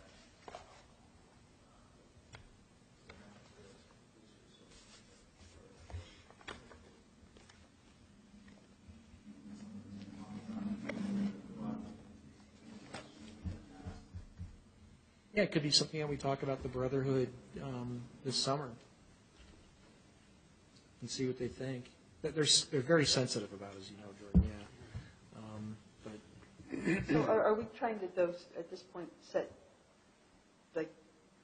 filter out or somehow make recommendations for priorities for implementing the comprehensive plan? Is that I'm what- not expecting you to like set anything in stone, but To recommend, let's say, or to Yeah. make suggestions for. yeah, make let's it say. right. Get the ball rolling on what matters. Definitely, that'd be nice. Yeah.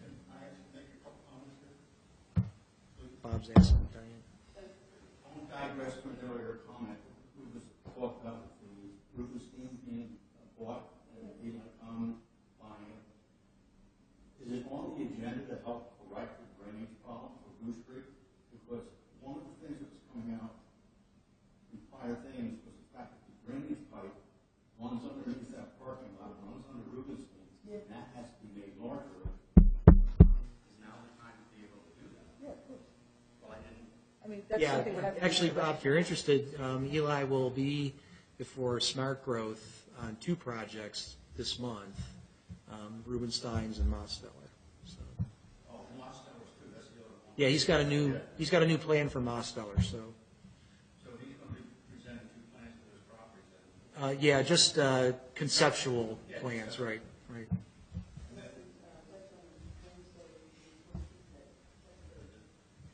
This month. And those 2 plans will be presented.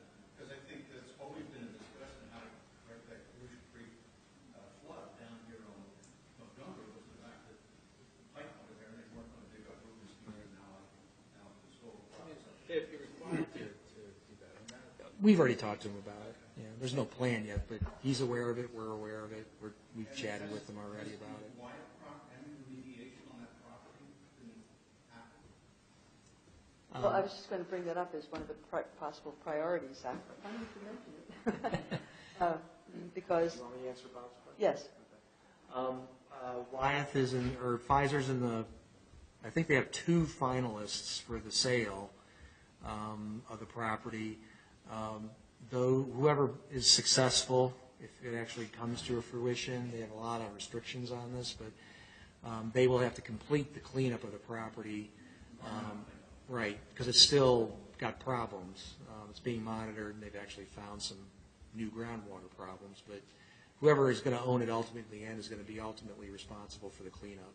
And the cleanup's a function of the type of use that will go on the property. So, The Pfizer got potential to buy it, so the property is still out there in flux. it's they started the sale process almost a year ago now. So what's happening? I get bits and pieces here and there about it. It's taken forever. I've heard they're down to 2. Well, I know it's heavily contaminated with that before, Yeah. and that's one of the problems.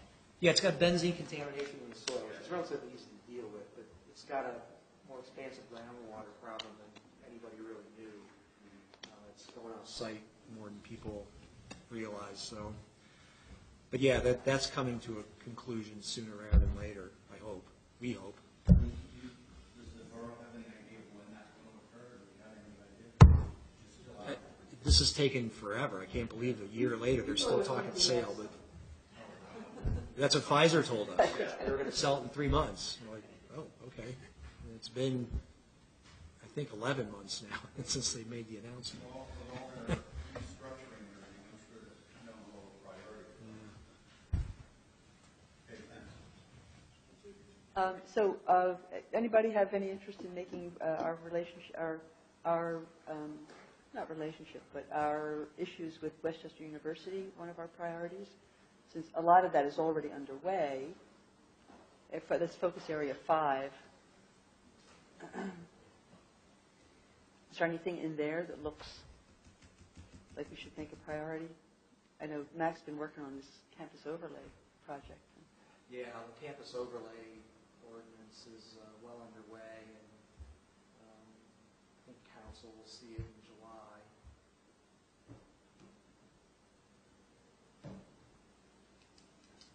The Rosedale Avenue memorandum is all executed, and the first iterations of that will take place over the summer before school starts again, so, Getting to non-conference, things related to that. right. Is there anything in there that needs to pop to the top? There's a couple that I took out of there already. Took out the alcohol. The alcohol issue, right? Yeah. Yeah, town watch. I mean, security cameras. Security cameras. Oh, I'd like to see some movement on that in the neighborhoods at some point. In the heavy neighborhoods. Yeah, like Walnut Street. 300 to 700 block, maybe, kind of thing. maybe the 700 block of South Alec. I think Scott's a little sensitive, Chief Bond, excuse me, is a little sensitive about cameras in neighborhoods right now. Might want to talk with him, Julie. You want to see how that was going to work out in the town center. Yeah, I mean, that's the See the priority. reaction to it and stuff. Yeah. Yeah. Sure. I guess we'll talk offline about that. Yeah.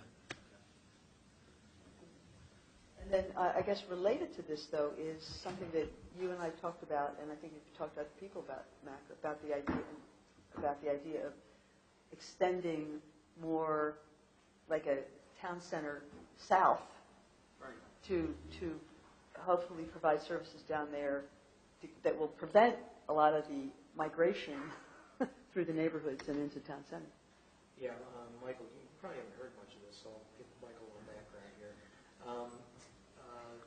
About 18 months ago, through the Borough University Official Group, which is the mayor, me, Chief Bond, council president, meets with the university president and his cabinet just to talk about stuff. And about 2.5 years ago, we actually started to have meaningful discussion about stuff that mattered to both of us, which was not the norm. This group's been in place for a long time, but it was always kind of just a feel-good thing to say we get together. But we decided that it was time to start talking turkey about stuff. And one of the things that came up was the university's plans for rebuilding the campus. They're running into problems with accreditation because of facilities, and so that means land use typically for us in West Goshen too. And we were having West Goshen was in the middle of a major fight on 2 projects with the university. The university made us aware they were going to do a big project, which is the Commons project, which you may recall. And we had made it clear that we weren't too keen on it back then for a whole bunch of reasons. And out of all this, to make a long story short, we decided that with West Goshen and East Bradford, that it might be time for us to explore creating an overlay district across. At first, we thought it would be all 3 communities. East Bradford's not going to do it. They already have kind of this, and they're just going to wait and see. But between West Goshen and the borough, to create a boundaries around where the university can grow, where it can go. That's West Goshen's huge concern because they're buying up all the stuff along Matlack. They're buying up houses in the Roslyn neighborhood south of Rosedale, and it has people down there just going crazy. And we decided that it was probably time for us to explore this idea of, can we plan for the university's needs and give your constituents the certainty of what's going to happen and where it's going to happen and how it's going to happen. So for the last almost year, we've been working on a draft framework and ordinance that would set this all up. And we actually just met on Wednesday with our planning consultant on it. We got a little off track for a couple of reasons, but I think we're back on track, and we're meeting with the university the week of the 12th to discuss the detailed framework with them. We've had some preliminary meetings. We have a working group of elected officials and residents too. It's only met once, I think, so far, but it's going to meet again hopefully in July, if not at the end of June, to get their feedback about the draft ordinance that we will have at that point. And if everybody's okay with it, we'll take it out to the public hearing process, get everybody's feedback, and it gets adopted or it doesn't. But it's intended to basically put those boundaries around the campus's future growth, create use districts within that big boundary area, deal with the Balkan area regulations that deal with height and setback and stuff like that. And from the university's perspective, it gives them process certainty and an easier process going forward.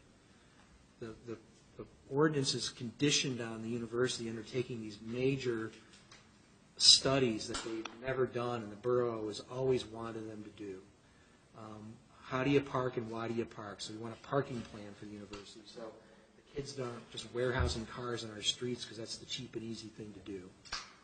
We want them to address circulation, both pedestrian and vehicular circulation, and work with the 2 communities about how we get people from point A to point B. So again, it's minimizing impacts on neighborhoods, making it safer for their constituents. And so they have to do these major tasks that give us some certainty about costs they're going to have to incur in the future to make things better.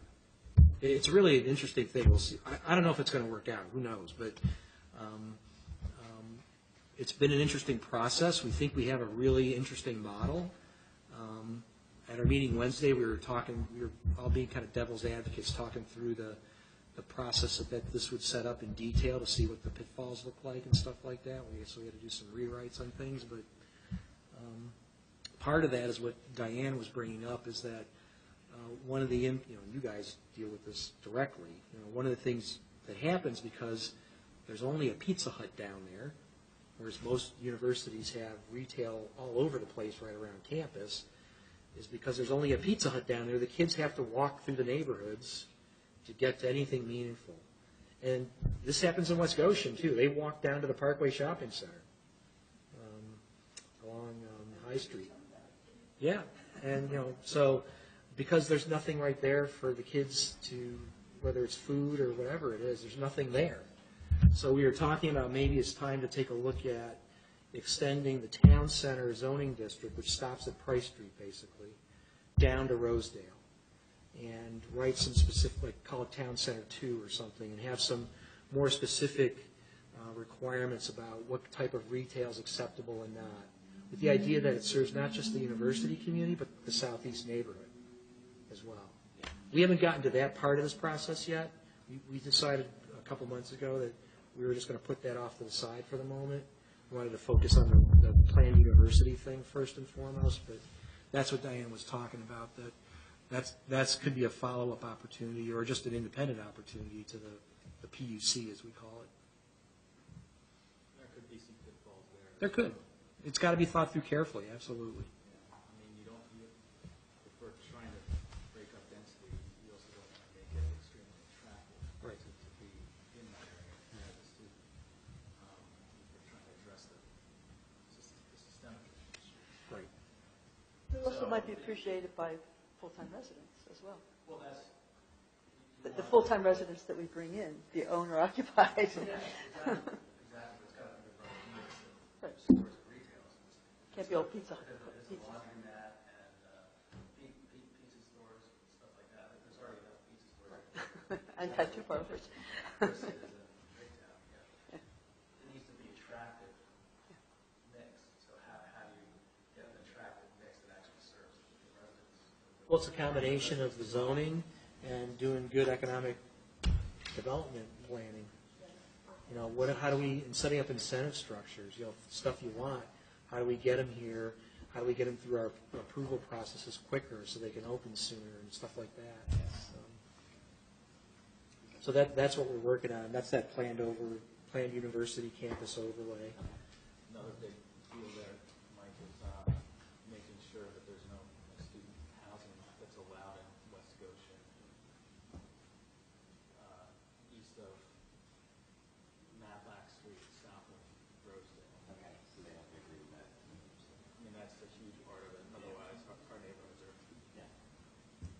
in trouble. Yeah, West Goshen has 2 sketch plans before them for student apartment buildings. One on the Fame property, and they would relocate Fame, and the other is just to the east of the Edge. More space back there. Yeah, I forgot the property's name, but it's on the east side of the Edge apartment building. It'd be right there, right across from Sue. The supervisors aren't interested in it, which is good. Well, they're indifferent, I think would be the best way to describe it right now. I'm not sure. They're starting to get it. Oh, okay. Yeah, you might know more than I do. They're starting to get a lot of concerns from a traffic standpoint. Yeah, and that's where they are. They told them, we're concerned about traffic. You've got to do a traffic study now to tell us what the traffic impacts of all this And stuff they get are. that it would be really bad for our neighborhood as well. They get that. Right. And the thing that comes to mind, though, is that if student apartments are built in West Goshen, that sucks them out of our neighborhood, sucks at least a certain percentage of students out of our neighborhoods who would prefer to live in better circumstances, and therefore makes those properties, reduces the demand for student homes in the borough. It doesn't eliminate it, but it reduces it, and therefore with that reduced pressure maybe makes it more attractive to certain landlords to sell. You know? I,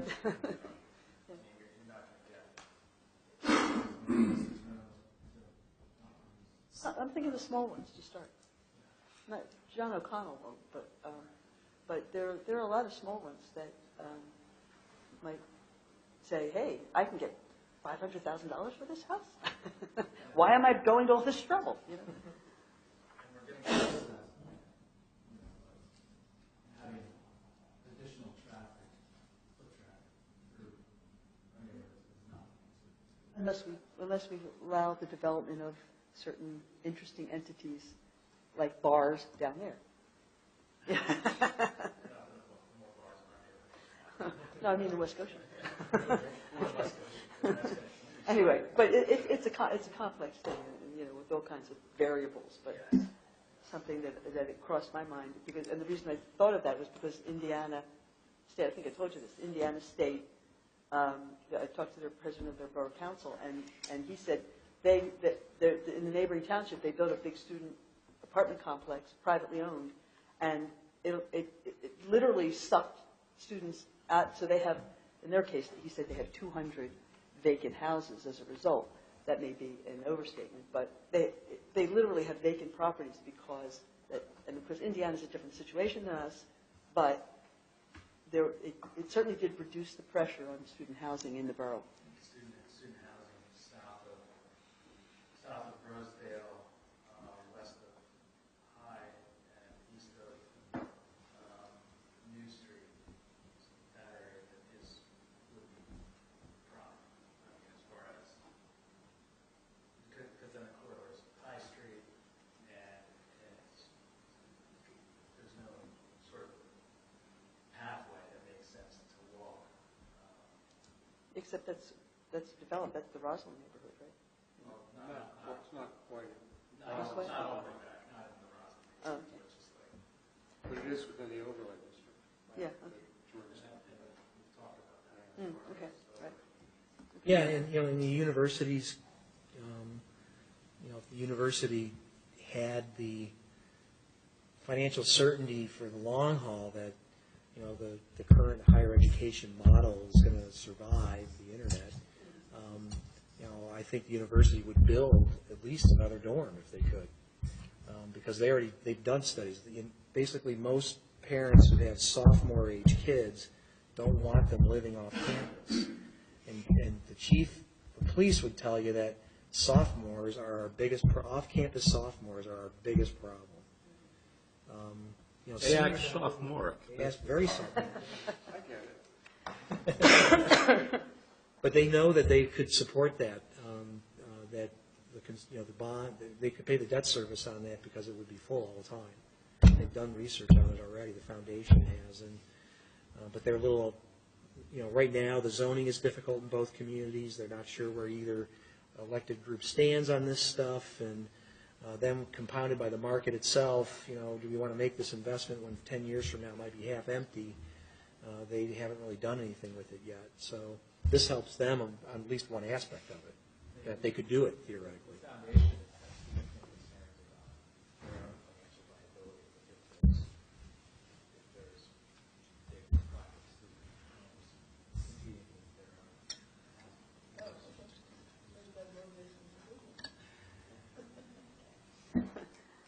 You can see how complicated. Right.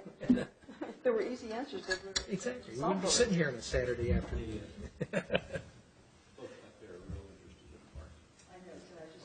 It is. Yeah. Mr. Webster.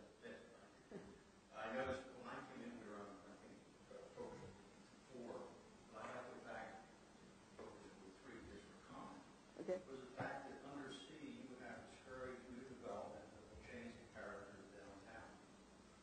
And then under E, you indicate that to evaluate the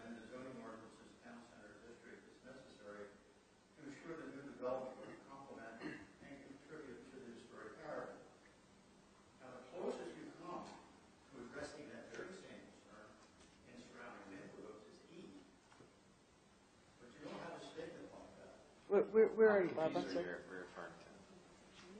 55 and 56. Oh, you're looking at the actual chart? Oh, yeah, okay, all right. When you, and I look over your map over here, the fact that you get 90% of the town under some sort of historic recognition, but there's no intent or no interest in trying to maintain that you have for the town center, you don't have for the rest of the borough and the rest of the wards. Oh, well, we In historic districts and the rest of the, actually, that just came up, Bob. Council had an ad hoc task force for historic commission study, and they just came back and said to council that they didn't think that was something that the community should do. Not that they're right or wrong, but that was their report back to council from Tom. This is the historical. Yeah, from Tom Walsh the other The day. historical commission that we just created. That is headed up by Tom Walsh.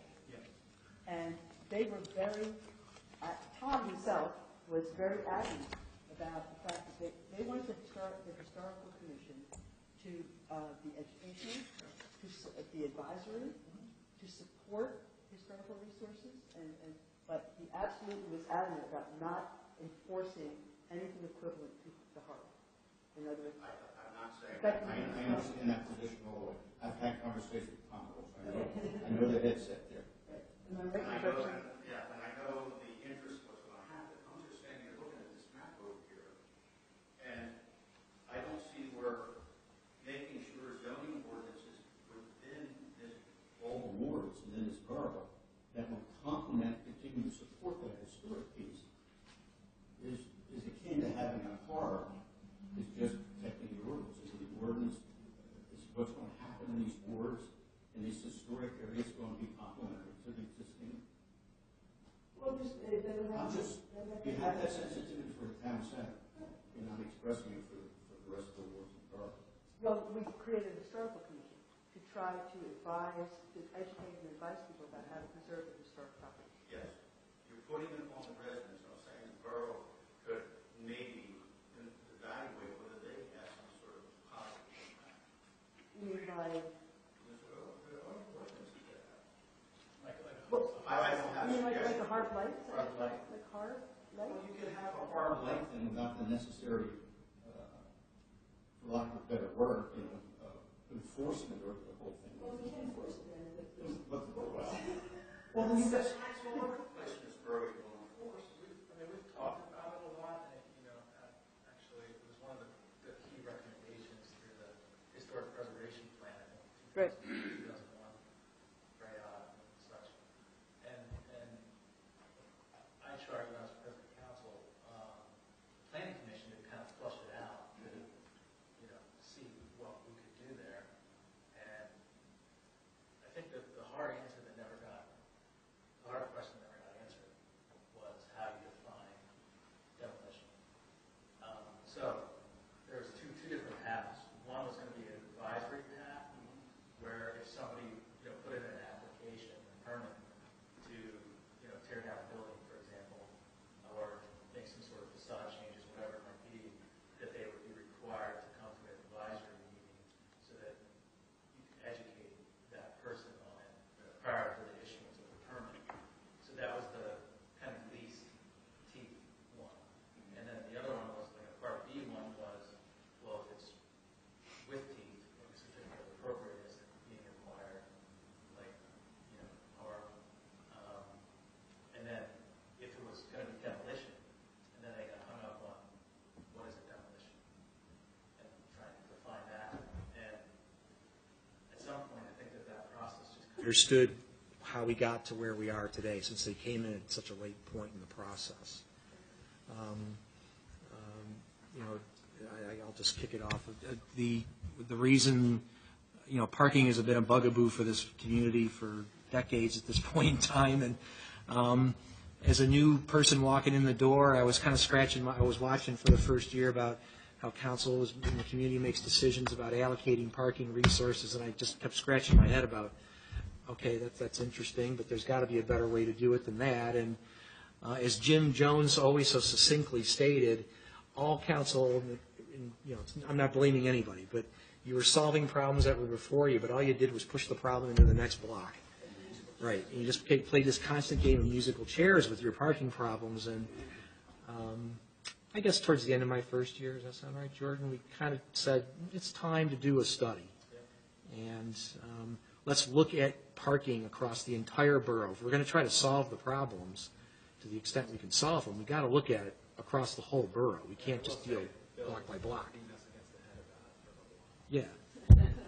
Yeah, we all saw it. It was just, but there was no other way to deal with it. I complimented you for jumping on it. That's what, you know. You see, it was consuming so much of your time, you know? Jim Jones did the survey, went around the borough and counted every parking space. He did not personally do this, by the way. He did? No, Bob Hannawalt did a whole lot of it. Just so you know. Go ahead. Jim always walked the whole thing, yeah. That's not the way It's the Jim urban told legend. I know. And now we never had a master parking plan. We never had a survey. We've got both of them now. Some a parking policy collection might. Yeah. We might need that. But anyway, so I don't know what you want to do. We all have a copy of the plan, do we not? Well, after we decided we're going to do this, we did some, I think we had 3 community charrettes to get feedback about, what worked and what didn't from a parking perspective, which were all well attended. So the parking plan, I'm jumping way ahead now. We hired Desmond Group. They basically handled all the planning, all the research. And so when you look at the parking plan that we have today, that draft study, it basically identifies all the issues that we've found and we've been presented with a whole series of solutions. And where we're at right now, and we'll start engaging everybody in this conversation over the next few months, is setting up a prioritized structure for solving them. Again, like everything, I can't do it all at once. It's going to take a few years to roll the whole thing out, probably. But we need to prioritize what we want to spend our time and money on and start working towards solutions on things. So that's where we're at right now. It's not a plan per se. It's got the basis of a plan, and that's what we're going to work on for the next few months, is developing the plan. There's going to be a change order on your agenda for June for that contract. We didn't hire them initially to do any type of in-depth financials, like rate studies and stuff like that. As we got more and more into this, we were seeing that, I know one of the solutions we were looking at early was demand pricing, it's called. And we wanted to look at the pricing models for parking, to use those as incentives, to encourage certain types of behavior and discourage other types. But we didn't hire Desmond to do that work, so we got a change order from Desmond to get into that deep financial dive with us, and also for the extra public meetings. We already expended all the money and time in the current budget contract with them for public meetings. So Paying money for parking only occurs in our garages and on street. yeah, well, that's one of the things. One of the issues, if you've been following the parking stuff, one of the first things we talk about is just the simple physics that's involved in this thing. That there's 6,000 cars but only 3,000 spaces on the streets. Well, that's a problem I'm never going to be able to fix. So what are they going They to do? build garages all over the borough, which you don't want. They're going to look at the on-street parking meters, and they're going to look at the garages and come up with some. Well, like in the residential neighborhoods, we're going to look to solve some of the problems with existing policies that are causing demand issues for parking, like the guest pass process is a perfect example. That's just, the kids have gamed that system to tremendous success. And you can get a guest pass for, what's a guest pass, $30 or something like that? $8? Yeah, it was $5 for a guest pass. The kids have figured out how to get around that whole thing, so they buy a guest pass. They get one of their buddies, right, they get their buddies to buy guest passes, and they can park on the streets all year long, and all you got to do is move your car once. That's the game. You move your car, and the 2-week cycle starts all over again. What I've heard from some constituents down southeast is they kind of want their cake and they want to eat it too. So they want to keep that price and keep everything great, but then they don't want to. But then they don't they also don't want them to abuse it. Well, I don't see this. I don't personally see how we can do that, but it has to be one or the other. We have to either raise the rates and make it harder for students, or suck it up and you're going to deal with the kids abusing it. We went away from the hang tags, and it was just, you could just do it online, not to get a guest pass in order to stop the abuse. But then, certain residents want their hang tag because it's what they're used to, and they can be online and everything else. So now we're back to this hybrid program where students can still get that. Right. And now we're back to kind of square one. Yeah, and that's just a good example that, your council's going to have to make hard decisions in this. There's not even a question in my mind about that. We're not going to be able to solve every single problem at the price and in the way everybody wants you to do it. I can't create it. This is the problem with the existing structure. It's this whole concierge system that you have. We try to individualize all these solutions when I can't really do that.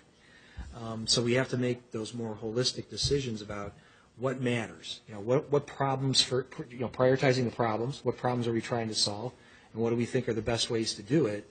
And yeah, I have no doubt there's going to be fallout. We were settling in on talking about permit parking, and I see back here the Ward 1 Warriors, Principal Mobley, who all of a sudden look around and see, as I had said, that the Hickman? Yeah. I'm getting confused with Hartshorn Park. The Hickman, there's a big thing going on there, and they're very concerned about their parking. And also, we talked about this before, but the additional activity on the Hartshorn estate, on the Barclay Woods, or whatever you want to call it, is going to put pressure on parking. And so, may I ask him, wait a second. Okay, but I'm just saying, the student population of that puts pressure on it, so you got to do that. Yeah. May I make one observation about the Hickman? Can I ask them, do you all have the draft that I sent you? Do you all have access to it? It got through to everybody? Yes. Got through to you, I know. All right, I'm sorry. Go ahead, Madam President. My understanding from speaking with someone who is on the Board of Trustees at the Westchester Friends business stuff there, which they're the owners of that property, assured me that there will be 50 parking spaces. That's what everybody said, and I said, "Are you sure?" And she said, "Sure." I can give you satellite pictures overhead. No, they're not available right now. This is when it's finished. There will be 50 parking spaces. I don't know, but that's what she told me. If you're interested in that, because that's a little off. If you're interested in that, you want to take a look at the approved land development plan. So stop by the office when we're open.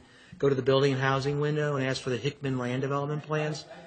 Yeah, because that's what they have to do. Yeah, and so I did present their very first spots there. That's why he had what could be there. And he told me that there was additional parking that was approved on Biddle Street. That's a street. No, she said on the property, because I asked her that. Go, and Bob can help you look at a land development plan. You got to read the land development plan. It's still not enough, I guess. But it's all that was required under our ordinances. Right. And you guys just talked about residential parking. I don't mean to be rude, but we're going to keep coming back as neighbors, we're going to keep coming back on it, because we're building a 69-person facility, memory care, which requires a lot of staff. You've got a school on that parcel that has 30 employees. You've got another residential facility that has 41 residents right now.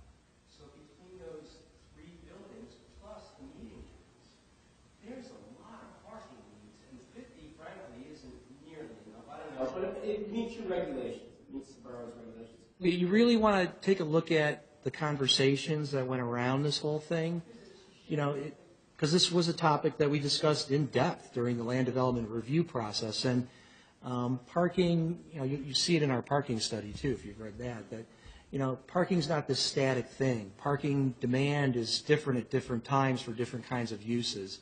And a concept in modern planning today is to look at shared parking opportunities, because the school needs parking different than, the Hickman needs parking, and vice versa in the meeting house. So they all have their own requirements they have to meet for parking, but there's a shared opportunity, so we don't have to create unnecessary parking that creates unnecessary impervious coverage. And that was a long, drawn-out part of the conversation with the Hickman people. And it's convenient to them.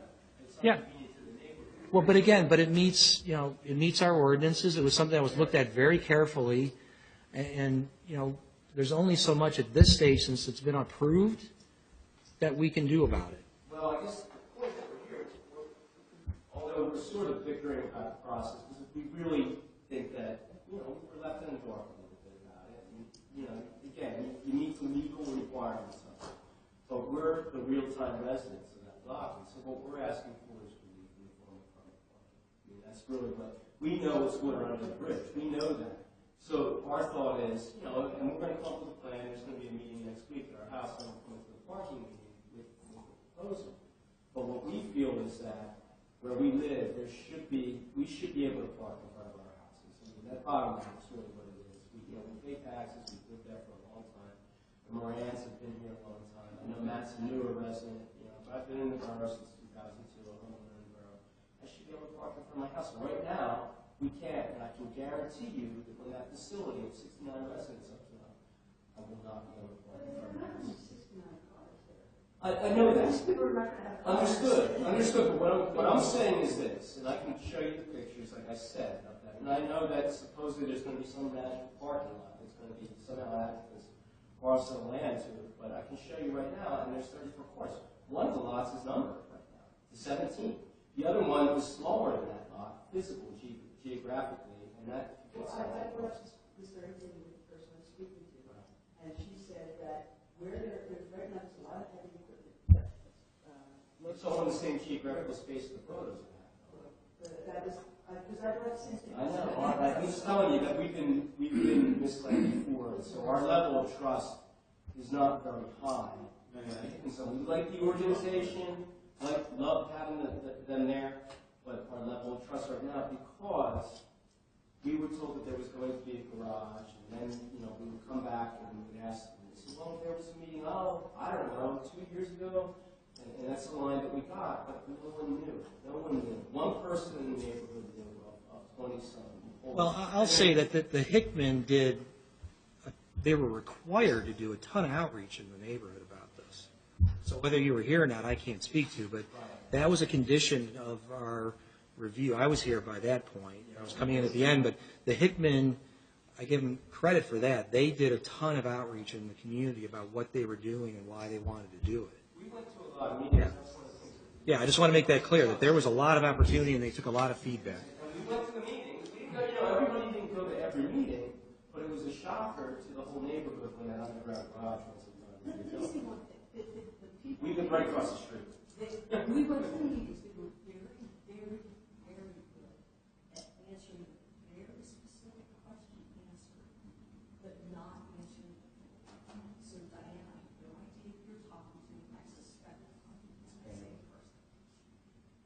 Very good at answering it. No, it's not who you think it is. It's somebody who's on the board of directors for the Westchester Friends, the whole Westchester Friends organization, not associated with the picnic. So all I'm saying is that when we went to those meetings, I'm not sure that the full information was shared with us. I think we misled them. Can I ask a question now? Yeah. Do you guys have off-street parking? Some of us do, many of the residents don't. But then also, the off-street parking is not sufficient for everybody on the street. We need to go. Yeah, we need to go. Some of the feedback is going to get out of the plan here is that what I see is one statement that says we want to encourage residential parking, but the actions you take really are opposed to protecting the residents of the plan. Meeting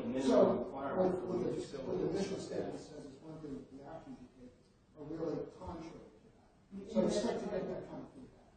Yeah, I just was looking at it. So, you know, this kind of atmosphere that is a little disturbing. Well, I can tell you that residential parking, especially residential permanent parking, is going to be the hardest part of working this out. Just borough-wide, not just for your neighborhood.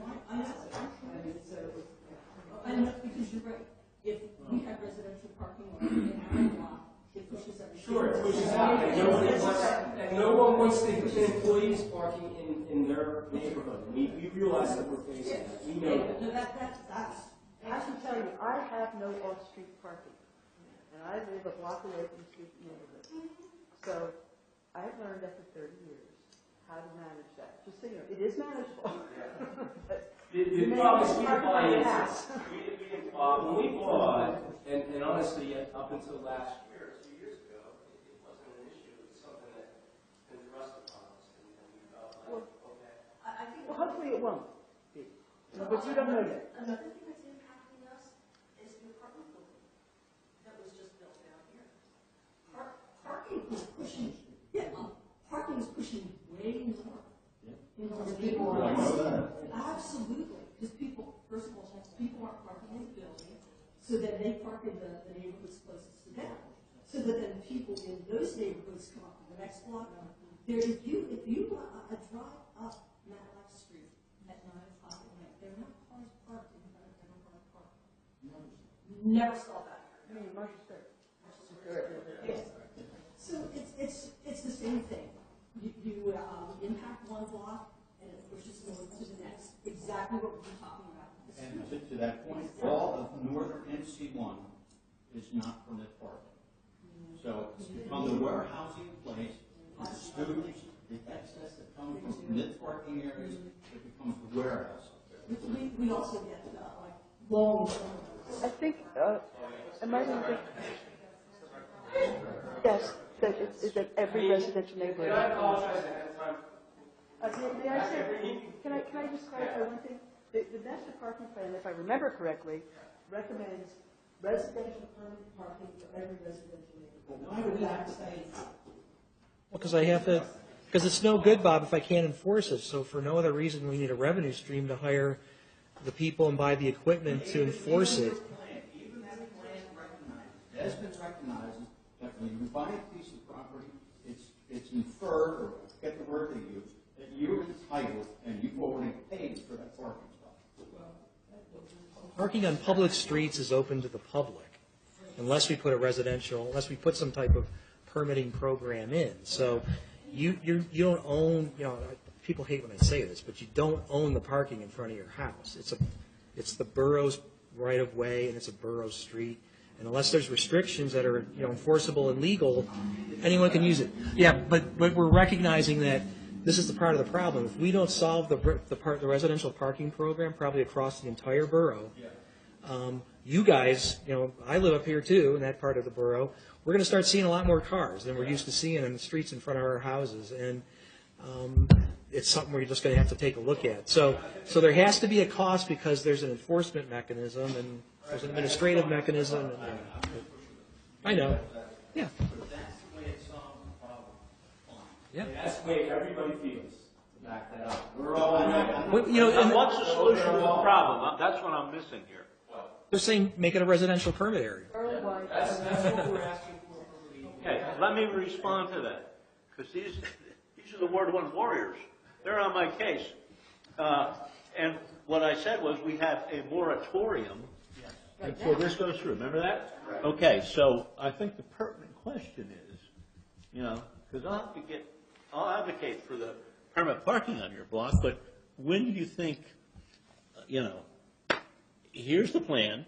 By the way, it's page 32 through 38 about permit parking. It's not it's not a long one.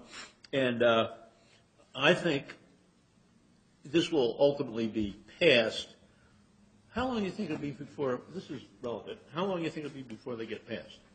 I'm hopeful council will act on it before the end of the year. I don't think it's not going to be the end of the summer, but I think sometime in the fourth quarter.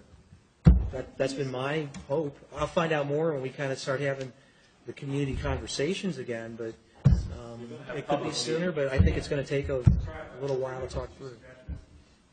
One, if 50 is not enough, and that's the current zoning requirement. And I think a lot of people would say that 50 is not enough for that property. Are you talking about the Hickman? Can I just resolve Kermit? When are you going to do it? The Hickman is his problem. Bill, if 50 is not enough, why not fix the zoning to make it 75 for 100? It's too late for Hickman. But You're on it. yeah, And why not and Eric, that force the developers to put the onus on the developers Yeah. to put that parking in? and Eric, Why are we all separate? you're not going. You're not going to going forward. That's in the study too. That the borough needs to look at its parking requirements for development. That it needs a good, fresh update. And that's a key part of this whole thing because it doesn't work until we get that right too. So why are we not anybody to do anything until that gets fixed? Well, because we have a legal obligation to keep letting development go forward. So How are we put in place a legal obligation to stop any future development until the parking? you can't. Part of the frustration here is the fact, anytime there's any development done, any of the corrective action always falls on the resident. The moratorium, everything. It's always the resident. It's never the developer. Well, I voted against the damn project 6 times, just so you know that. I voted against the project time. I know, we're not calling it. And let's talk about what's happening today. A year ago, when they started that project, we were told that the contractors would not be permitted to park in the neighborhood. expediency of time, I can tell you what we've done. We got your feedback. We heard your complaints. We shut the job down 2 weeks ago for a day. A year Yeah. of calling Stephanie Klein every day Yeah. to get her to Right. move the truck that was Right. parked in front of my house. You need to call us. You need to call Building and Housing and let them know what's going on, because once we found out that they were violating this requirement of the plan, we gave them a few days to get it squared away. We were monitoring what they were doing and not doing, and they wouldn't stop doing this stuff. So we shut the job down.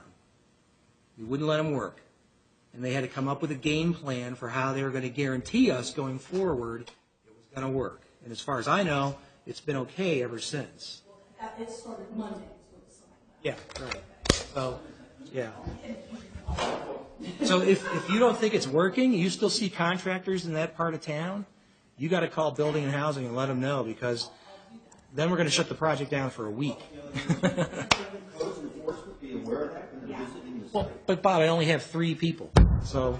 They drive out there occasionally. Yeah, but all I'm saying is that we rely on people like you who are there every day watching it to help us be our eyes and ears. I don't have that big a staff to deal with. Being the eyes and ears of the borough or enforcement, it's when it's ignored, or they don't see action on it. That's what frustrates them. Yeah, and sometimes we can't take action, but in this case, that's a condition of the plan approval. They can't park their cars in your neighborhood while the construction's going on. Let's just say you can. Yeah. Please get back to the person making the observation, coming in with the complaint. We can't do this for this reason. But Yeah, if my staff's not doing, sometimes it seems wishy-washy. yeah, if my staff's not doing that, they owe that explanation to you, and I'll take that feedback back to them, but yeah. They should be letting you know. Sometimes we can, sometimes we can't. It'd be nice if you would let the borough councilman in that neighborhood know about what's going on. It just takes a little email, because I have a list of whatever Sue gave me. How many people are on that list? A whole bunch of them. And it really helps. That's a very good thing you're telling me. Well, let's tell them, please. I take this one on. Let me ask you this question. There is a proposal that we have permit parking all over the borough. All over the borough. Yeah, and that applies to all you guys. Yeah, but why don't you, I'm not on the board, but why don't you provide relief to the residents in the meantime while we're looking at this? I agree. I can't hear you. Because,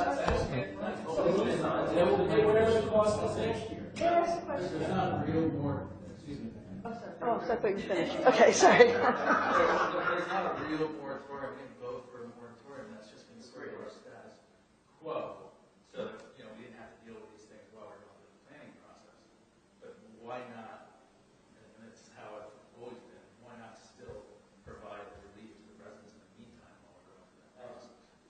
There were two vote on a rationales for that. moratorium, but I'm glad to do it. But there were two rationales for that. One is that we were still just kicking the can to the next neighborhood when we solved the one problem. And you were here, Jordan. I know, but you heard that was one of the rationales. I'm just saying what the rationales were. And the other was, just as importantly, if not more importantly, we didn't want to create a new system that was going to have to change when the plan was done. That was just as important, if you remember that conversation, that we might not be able to keep what we gave you once the plan was adopted and implemented. And so there was concern about, making promises that you couldn't ultimately keep, too. That was a big part of the moratorium rationale. Yeah. But that was the rationale, and the plan's almost ready to go. So, yeah.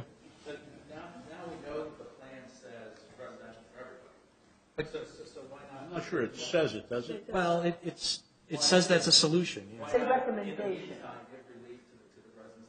Because we haven't adopted the plan yet, so we don't know if that's going to be true.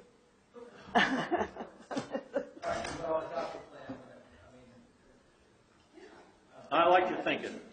I get what you're saying. I like your thinking. I mean, Bob was a good example of, some of the issues we're going to run into.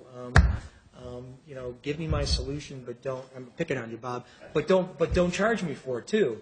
And that's going to make this really tough to do, right? So we got to have those conversations about, what your price sensitivity is and what you're willing to spend on relative to a solution. Yeah. Part of that plan also discussed the idea that if a resident has the opportunity to has off-street parking, they are to use it. Right. And if But they park on the street, they're going to get charged. They don't have to commit. yeah, and maybe that'll go through or not. All of the urban MC1 is not on permit. Ask Marshall, no one's on permit. All of Northern NC1. They're not on permit. Huh? You're saying to me? No, Bob's saying there's no permit. NC1 neighborhood.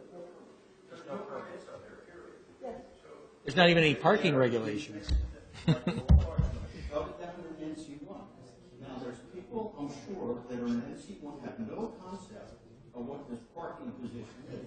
If you go to the west end of NC1 on Ash Bridge down there in Brandywine, they're not faced with the same things we are faced with. So you try to listen and say, you now have to have a permit. What the hell are you guys talking about? Yeah. That's what sells it. Yeah, and Bob, I don't know if you were involved in this, but right the fall that I got here, people that lived near the 500 block of Church came to council to complain about this kid who had an SUV and he was parking it overnight. He was living in his SUV. He was a grad student at Westchester. He was living in his SUV. He'd drive up in his Audi at night, unload him and his girlfriend, and go in the car. And because there's absolutely no parking restrictions in that part of town, there wasn't anything we could do about it. In the neighborhood, it was really frustrating. There was no overnight restrictions. We can't do vagrancy anymore under the law. We were hamstrung. So, we got the kid out of there eventually. We were doing safety checks on him all the time, but we were stuck because there were no regulations whatsoever. And when we asked the neighborhoods, but when we asked those people who showed up, I'm not saying they're representative, but council asked them and said, we can solve this by making, 2 a.m. to 6 a.m. no parking. Nobody wanted that. Right. So that's the kind of thing we run up to. And Well, that's why the idea was get the street sweeping up there, which suddenly disappeared for some reason, and nobody knows why. But yet I found maps where it's there, where you post the signs. Monday you got to move, Tuesday you got to move. If they're there, then they got to get out of there. And that's the whole. Living in this vehicle, we're going to have to move his vehicle. Yeah, and that's the whole point of the plan, is to take a look at all these impacts and inputs and the outputs they create, in essence, regarding parking, and what's the best mix we can get. And that's one reason why the moratorium was put in. These one-off solutions weren't really solving anything maybe for a few houses, but they weren't solving a real problem. It was delaying a decision. So the plan is hopefully going to be structured that we get something realistic that works for everybody to the extent. For some reason, the 500 block of Church, and I'm sure you guys are sure, has been the warehousing. They don't want to go down in the 600 block. They got to walk another block, down a hill, or whatever. But I can tell you another thing's going to happen there at that intersection. You're going to have the need better lines of sight through there. I know there's a position for a stop sign there, an additional stop sign, so it's a four-way stop. Because of the grade on that road at that intersection,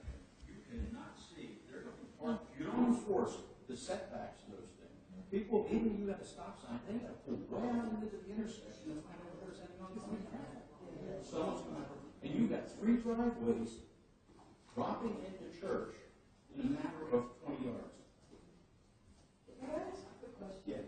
Are you currently having a problem? Yes. And It's impossible when it comes to work to find a spot. People parking on the Hickman, people who are the Yes. The people who are the contractor, not the contractor. Yeah, the employees. Who work for the Oh, yes. Absolutely. And it's not during the day. The shared usage thing is not going to work. So you're facing this now, which is why you're here. Yeah, and so, you know, and getting back to what Mr. Norley said, is I get it that the problem gets kicked up the block. And we're trying, in fact, I think Bill knows that we're also on our little email list discussion in the meeting I'm having in my house, including residents of 500 North Walnut and other parts, because everybody realizes that this problem is going to, kids are going to keep parking up, our employees are going to keep parking up. I still think that our situation is egregious and an emergency because there's just no place to park. I mean, that's our life right now. So my thought is, if it's at the 300th block of North Walnut, why can't it be at the 400 or 500? If the residents of the 400 or 500 block asks for it, that's all. That's all. So the one thing I got to say. They pay for it. Wait, it's not the issue. If the parking warehousing has abated somewhat, because you don't have the students in town. Because what they do is what the students are doing, they're moving into the neighborhood where they don't have it. That pushes the person that may be entitled to be there up into the next one. Just continues on. That's why we create permit parking. Some of these parking chairs, I can follow them. I'm actually out walking, I walk, I said, where's this guy going? He went down past Chestnut into a home down there. But yet he's parking up on Church. Because he can't get a parking spot. Like I said, That's why we did the master parking plan. Because this is not the first time, or you are not the first people. Well, and waiting another year, I understand that. But waiting another year for us is going to be really. Yeah, I agree. Well, no one's asking you to wait another year. It's just a few more months. So where do you end up parking? Is that a curiosity? Well, okay, so some of us have off-street, some of us have off-street, but if you don't park up, or you just drive around looking for a spot until you And find how it. far away do you generally have to park from your house? Sometimes, a couple blocks. Yeah, I'll say a block or two. Sometimes you're by the park. Yeah. Sometimes you're on Lafayette Street. Sometimes you're on the 500 block. I always look at it when I do that because I have knowledge of parking. I always look at that as an opportunity to get some exercise. Yeah. No, we're good with it. And honestly, I think the biggest thing is it's the change. When we bought and we paid for our houses, this wasn't in there, and then everything changed. And right now it's bad. It's really bad. It wasn't when we bought. It wasn't one of those known things that you say, okay, well, parking's bad, but I'm still going to pay the price this year to do it. It's just something that was imposed upon us afterwards, and we seem to have no voice in it. Well, but again, the voice, I take issue with that because the voice you had was heard, and that was during land development. That's the time to be involved and engaged with council, with the property owner that wants to do something different, because, we only have so many powers to deal with these things. They're property owners like you're a property owner, and they have the same rights that you have as a property owner. Now, when they're doing a land development, we can talk about all those impacts and do our best to mitigate. And, that was a long conversation with Hickman. It far predated my tenure here. That was like a 2.5-year review process, if I remember correctly. It took a long time. So, I hear you. yeah, I'm just saying that after the fact, the borough has not a lot they can do. We had our shot at it when they came in for land development. Going forward, it's a different scenario. It's about the parking, the residential parking program and how it works. And the one thing I'll offer as a Mr. Conrad, as a counterpoint to that is that the neighbor wants to put on a garage. I get something in the mail. I get something in my mailbox. I get, for a garage. This was we went to many meetings, but we had to actively scour to find meetings, et cetera, et cetera. It wasn't like we got a letter in the mail that said, hey, you know that parking garage that everybody was concerned about and went to all the meetings about and we told you we're going to, well, that's gone now. And so that's where everybody was. I mean, it's not just me, and it's not just them, and it's not just these guys. It was our whole neighborhood saved one person. Yeah, and I can't speak to the time before me here, but we do those things now. There's much more outreach. The Hickman had to do outreach after towards the it's towards the end, admittedly, but they still had to do the outreach to make sure everybody had a chance to voice their concerns. And you could take issue with the decisions that the borough made around it, but there's a legal for better or for worse, there's a legal process that we have to follow with these. I do, absolutely. Yeah, and I can't speak directly to that part, but yeah, I know. You're saying the Hickman did, if I heard you right. Right. And that's disappointing. And it can't just be put. Yeah.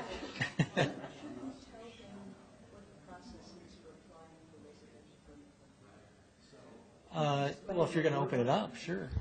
I mean, it doesn't mean the council would approve it, but we could at least tell them what the process is. Well, the process now is kind of what we'll do with the master parking plan. But the process is, you come to the parking committee meeting and say, we got a problem, create a permit area for us. Yeah, if you want me to, sure. Or just telling them what the process is to apply? Well, as it stands today, yeah, sure. But right now you still have your moratorium. Right. I mean, it's up to you. It's still just going to push the problem into another part of that part of town. Yeah, I mean, there's no good solution. You might solve it for them right in front there, but it's going to go to the next block, and I guarantee it. They work there, so they're going to park their cars somewhere around. It's just the nature of the whole thing. There's not a whole lot we can do. I need a gavel. Oh. Anyway, thanks for hearing us. You're welcome. Sorry, I apologize. I had to yeah.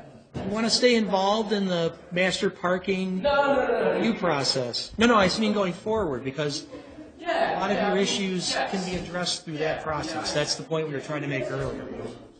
And again, I'm not a political person. Yeah, and that's why council did the study.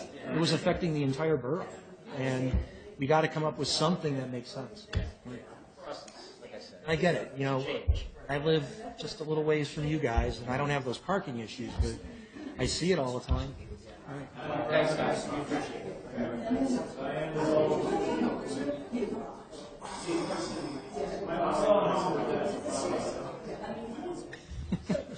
Okay. Let me ask Matt next. Do we have time? Construction? I can find out. I don't know off the top of my head, but no, I would say it's probably like the first quarter next year. They'd probably start moving people in. But let me find out. Well, I just mean the exterior where they could be at Oh, well, again, the plan's going to tell you what the parking is. Yeah. But I mean, realistic, where we actually have experience of whether or not that's working for this particular block. I mean, we won't know that until. We know what the plan is, but will that actually work is the question. Yeah, well, we won't know that for, let's just say a few months after they're done. So it's occupied again, and it's back to a more normal routine. We're not going to know that right away. But in the interim, the idea that, because at the staff level, we don't see how there can't be across the entire borough a residential permit parking program. So, that gets to start addressing your issues right there in and of itself. Sorry, Bob? Let me come over there. Sorry. I didn't either. We're just on the list. I'm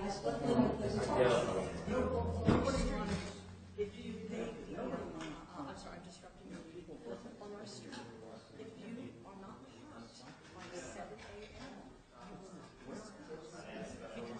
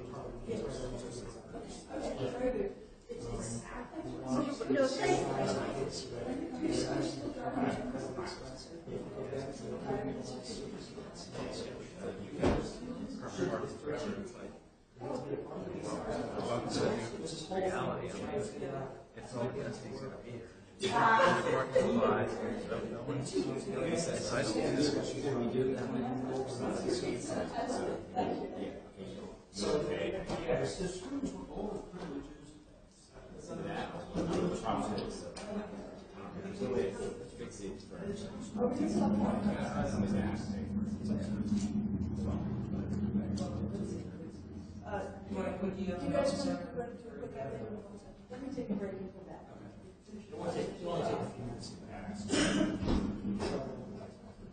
Yeah, it is. And you see when they start just drifting north because there's there's very little. I think once in a while you see that guy. Yeah. And really down just. There's so many. Where else is that park? Oh, that's right.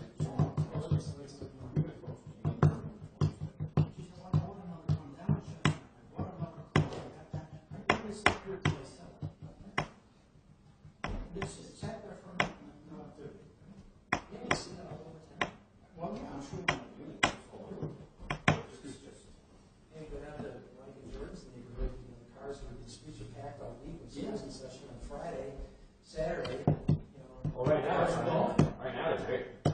Kids are out. My block's empty. Yeah, exactly. There's been one car for my street all week, or since school. The problem is the penalty for disobeying the thing should be greater than complying when it comes to the parking fees. Somehow the students have got to understand there's a penalty for doing what you do. And it's got to be, it's cheaper to park in the remote lot. But that rule applies to everybody. So if you're violating the park, so if we have, if we double the fine for violating the parking restriction, these guys are going to hear it from their constituents to but that's the dynamic. That's the whole Fees that are privileged are being taken up by those that aren't. And they're the ones that should really be paying. And the study's actually looking at ways that we can start addressing so that we do look at owner occupied as the peak of the pyramid, basically, and everything falls below that. And I would tell council too that once you start making decisions about stuff, it's going to kind of lock you in to go farther down that food chain too. Yeah, it's an issue. People know we stop enforcing it anyway. And then because of that, my area, neck of the woods over here, my neck of the woods is quite essential. Yeah. Right? So if you actually enforce 24/7, they couldn't come in and park. Yeah, exactly. And you'd still be able to park. And this is where it gets to why there needs to be even higher fees than what you currently charge for residential, and charging for everybody, because I got staff on the workforce, workforce is basically part-time guys and gals, but I got to staff that up so I can do 24/7, 365 enforcement.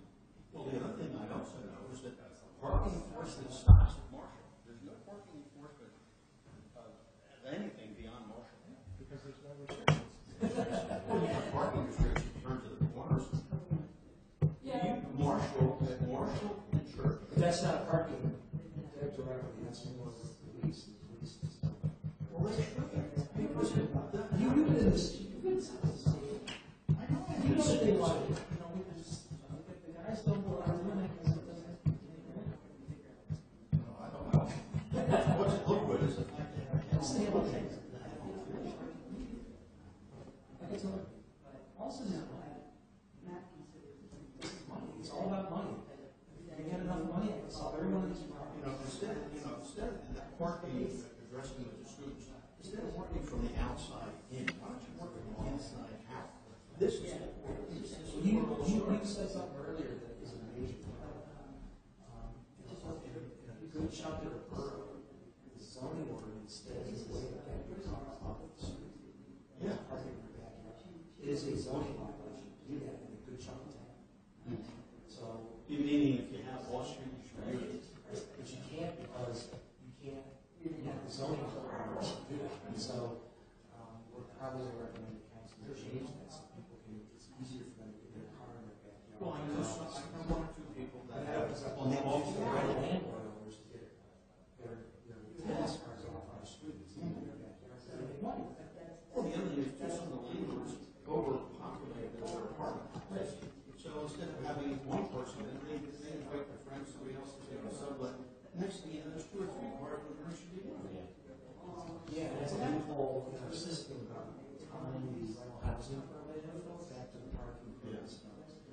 discovered that when we were doing this study, they weren't really talking to each other, like we should be doing what's going on in each department. It came up because we had this meeting.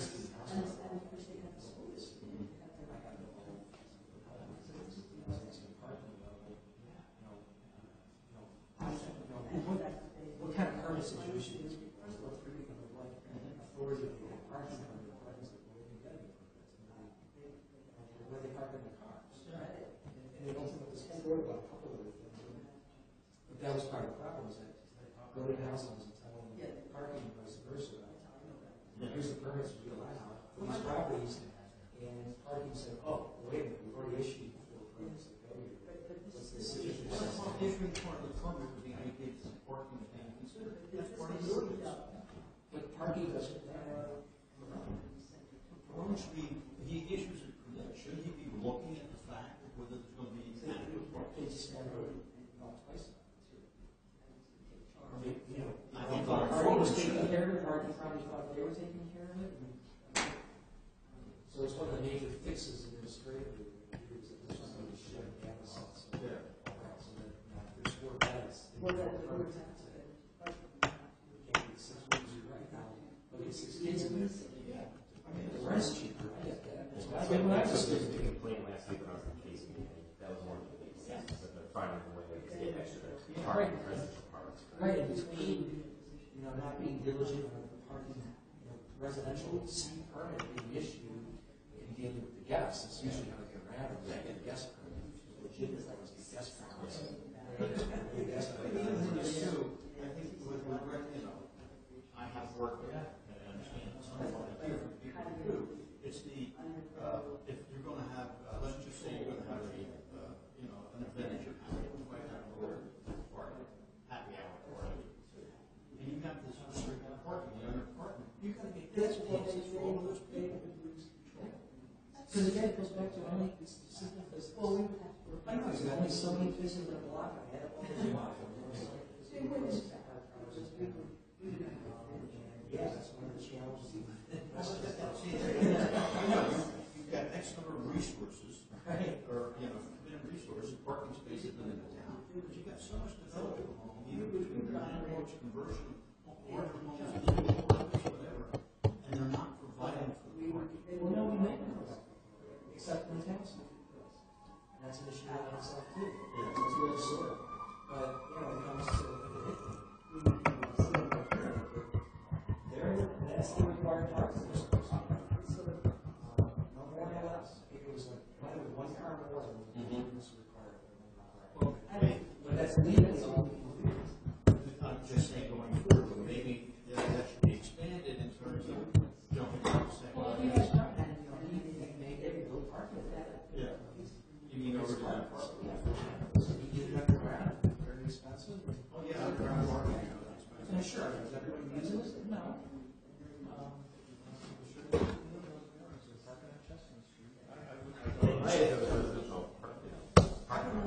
But they'd still be entitled to the permit. This is what I was telling you to do. You gotta be careful about discriminating against different groups. We're all residents.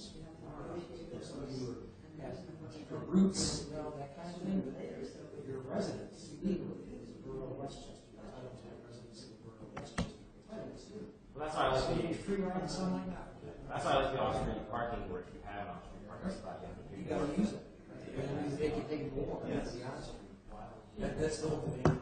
We're talking about, like, the first car is the second car is food, third car is home, fourth car is two. So, big price of that. I got a guy,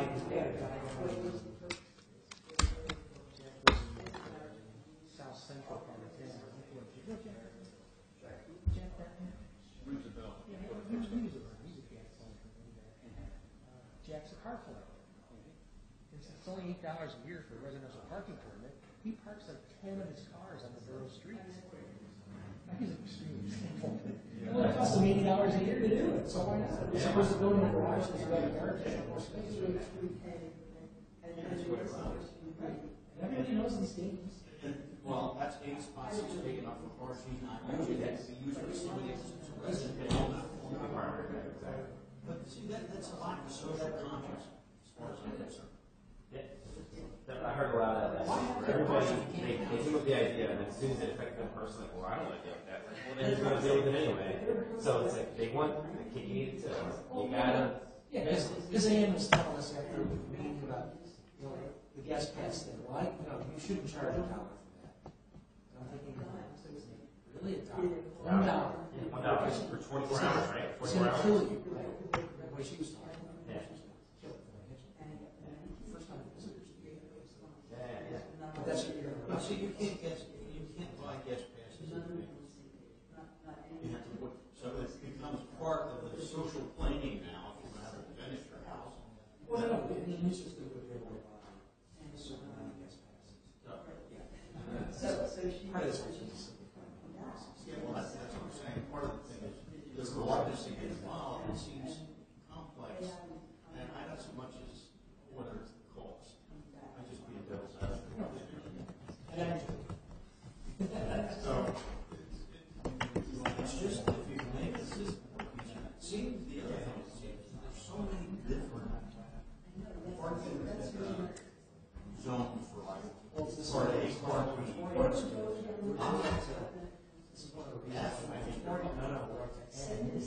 And is advancing. You get one residential area that's for one property. That's how silly this is. It was just this, you show up at a council meeting, creating a zoning area. It's literally all it does, if I saw the residential, all they do is park in the next block. That's all I want, guaranteed, absolutely guaranteed. It's usually behavior. You can't legislate something for you. It's just that turning on this, to your point earlier, X number of resources, X number of demand. So how do I deal with demand relative to my resources? My wife's an economist, so she's always talking, she does a pricing. So she's always talking about price sensitivity, demand analysis, so figure out what makes the most sense for the process. It applies to this too. I can use that same. Same hour, to change behaviors. It says that's the whole behavioral economics. Well, it's not just behavior, emotions. Unfortunately, that's what it is. The other thing is social conscience. I think being also allows people to do something. But, It's a fascinating. you know, it's not just my personal opinion. I'm all from town. City Hall. It's 33 kids in skateboarding. And then they stop. Those skateboarding go next day and say, hey, you're not even supposed to be doing this. And I said, you just mind your own business. I said, I am minding my own business. My taxes is paying for that. And I said, so I act like the same on they dispersed. Well, why can't the police make a run around it? They were blatantly doing it. It sounds like they look worth it. They see it. We lost Sergeant Bell to retirement a few months ago. John was always walking the campus. So you didn't see much of that when John was walking the campus. Bicycles on the street. As a cyclist, I want to take a stick and folks and ride bikes. Teach them a damn lesson. Part of it is, you know, what else they got to do. Because I think that helps. Yeah, we've had this kind of talk about this. Having more finding money out of the market and something new resources. Finding more money so we can expand the community to give these quality of life for the traffic. Because it drives them on. I agree. There's nothing worse than seeing someone else. I need more. My mother stated that she was never tenured. So I have a certain affinity to it. And towards the end, I knew that she had more mobility, had a wheelchair.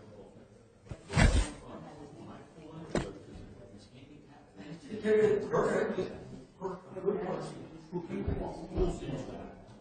Or they misuse the They wait for a family member, or it's outdated, they put on, I saw a family the other day, child, three dogs, and I pulled right in, walked out there. Because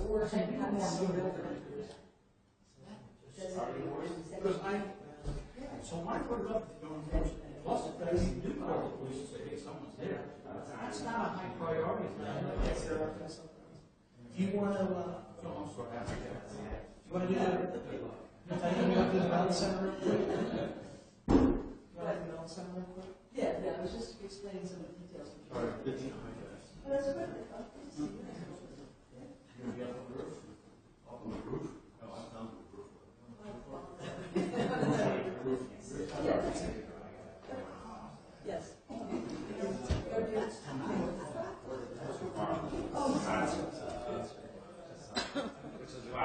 Take the extra dollars. Somebody can. Oh, no, wait, no, sure.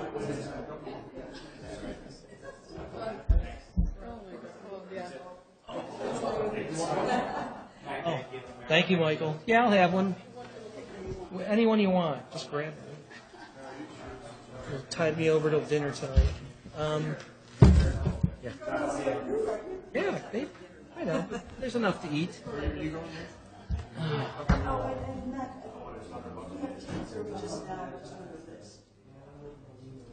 I told Tracy Samarone, you and Jordan, because you already said. So you should be okay. Nobody else got back. Well, we'll just be like, we just have to check in. We'll be on their list. Yeah, you should be on a list. Have actual tickets. Right, you should be on a list at the desk when you walk, at the table when you walk up. And if you're not, Find Malcolm. find Malcolm or Tracy Samarone. I don't know Tracy. I know. Tracy's the head of the foundation, but she also runs the event. Oh, yeah. Okay. She'll know. Yeah. So you can just, tell them Tracy should have set this up. I'm a council person. See, she wrote So, I don't want to be embarrassed. She didn't write, but she knows you guys. She knows you guys. The three of you were going to go. So All right. What do you want to do that some other time? It's up to you. I already explained it. It was more for the newer people than anybody else. Yeah. Right, since they didn't know. Okay. You're Mayor. Yes, I am. Very nice to meet you. Thank you very much.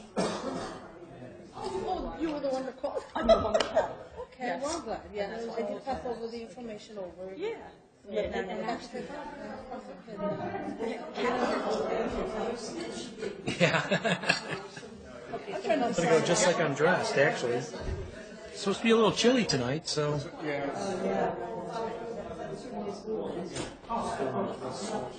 Exactly.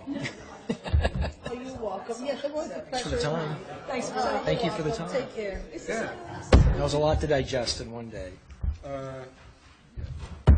was good though. Good. Yeah. Yeah. And Diane said let's hold off on it. There's no rush to it, so. Can I turn off the power? Yep. Well, you're breaking up, just so you know. They had a major sewer blockage, so I sent the guys out to help them figure out what was wrong because they got this estimate that didn't make any sense. So the guys have been out there doing a little good practice for the new guys who are doing the TV too. This is oatmeal. Found some. They didn't find the ultimate problem. They think that the mountain is tied into one of their laterals is tied into a septic tank that's been full for probably 20 years at this point, not 50 years. Yeah, that's a cause of some of their problems. That it gets so backed up, they can't do anything. But Obi they haven't found the lateral's terminus point yet. The other lateral they have is it's a piece of junk. It needs to be replaced, which is going to be expensive. It's a big, long run. They might need a manhole to do it, too, because it's part of the problem with that one lateral is it's flat. So the laterals are acting as capacity pipes, leaching into the groundwater, because they're all broken up. But yeah, none of their bathrooms worked a couple of weeks ago. Which is a problem because they can't, technically, facilities should be closed because they don't Restroom facilities, a health problem.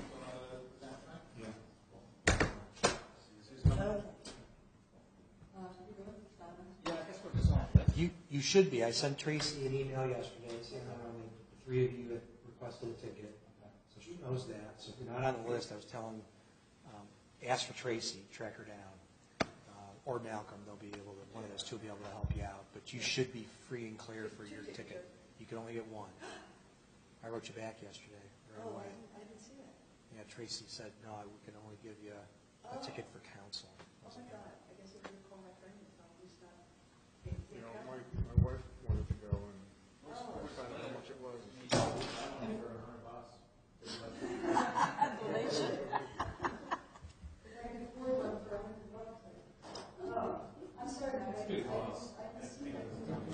I'm sorry, Diane. Yeah, it was like 5 minutes after I sent that initial email out.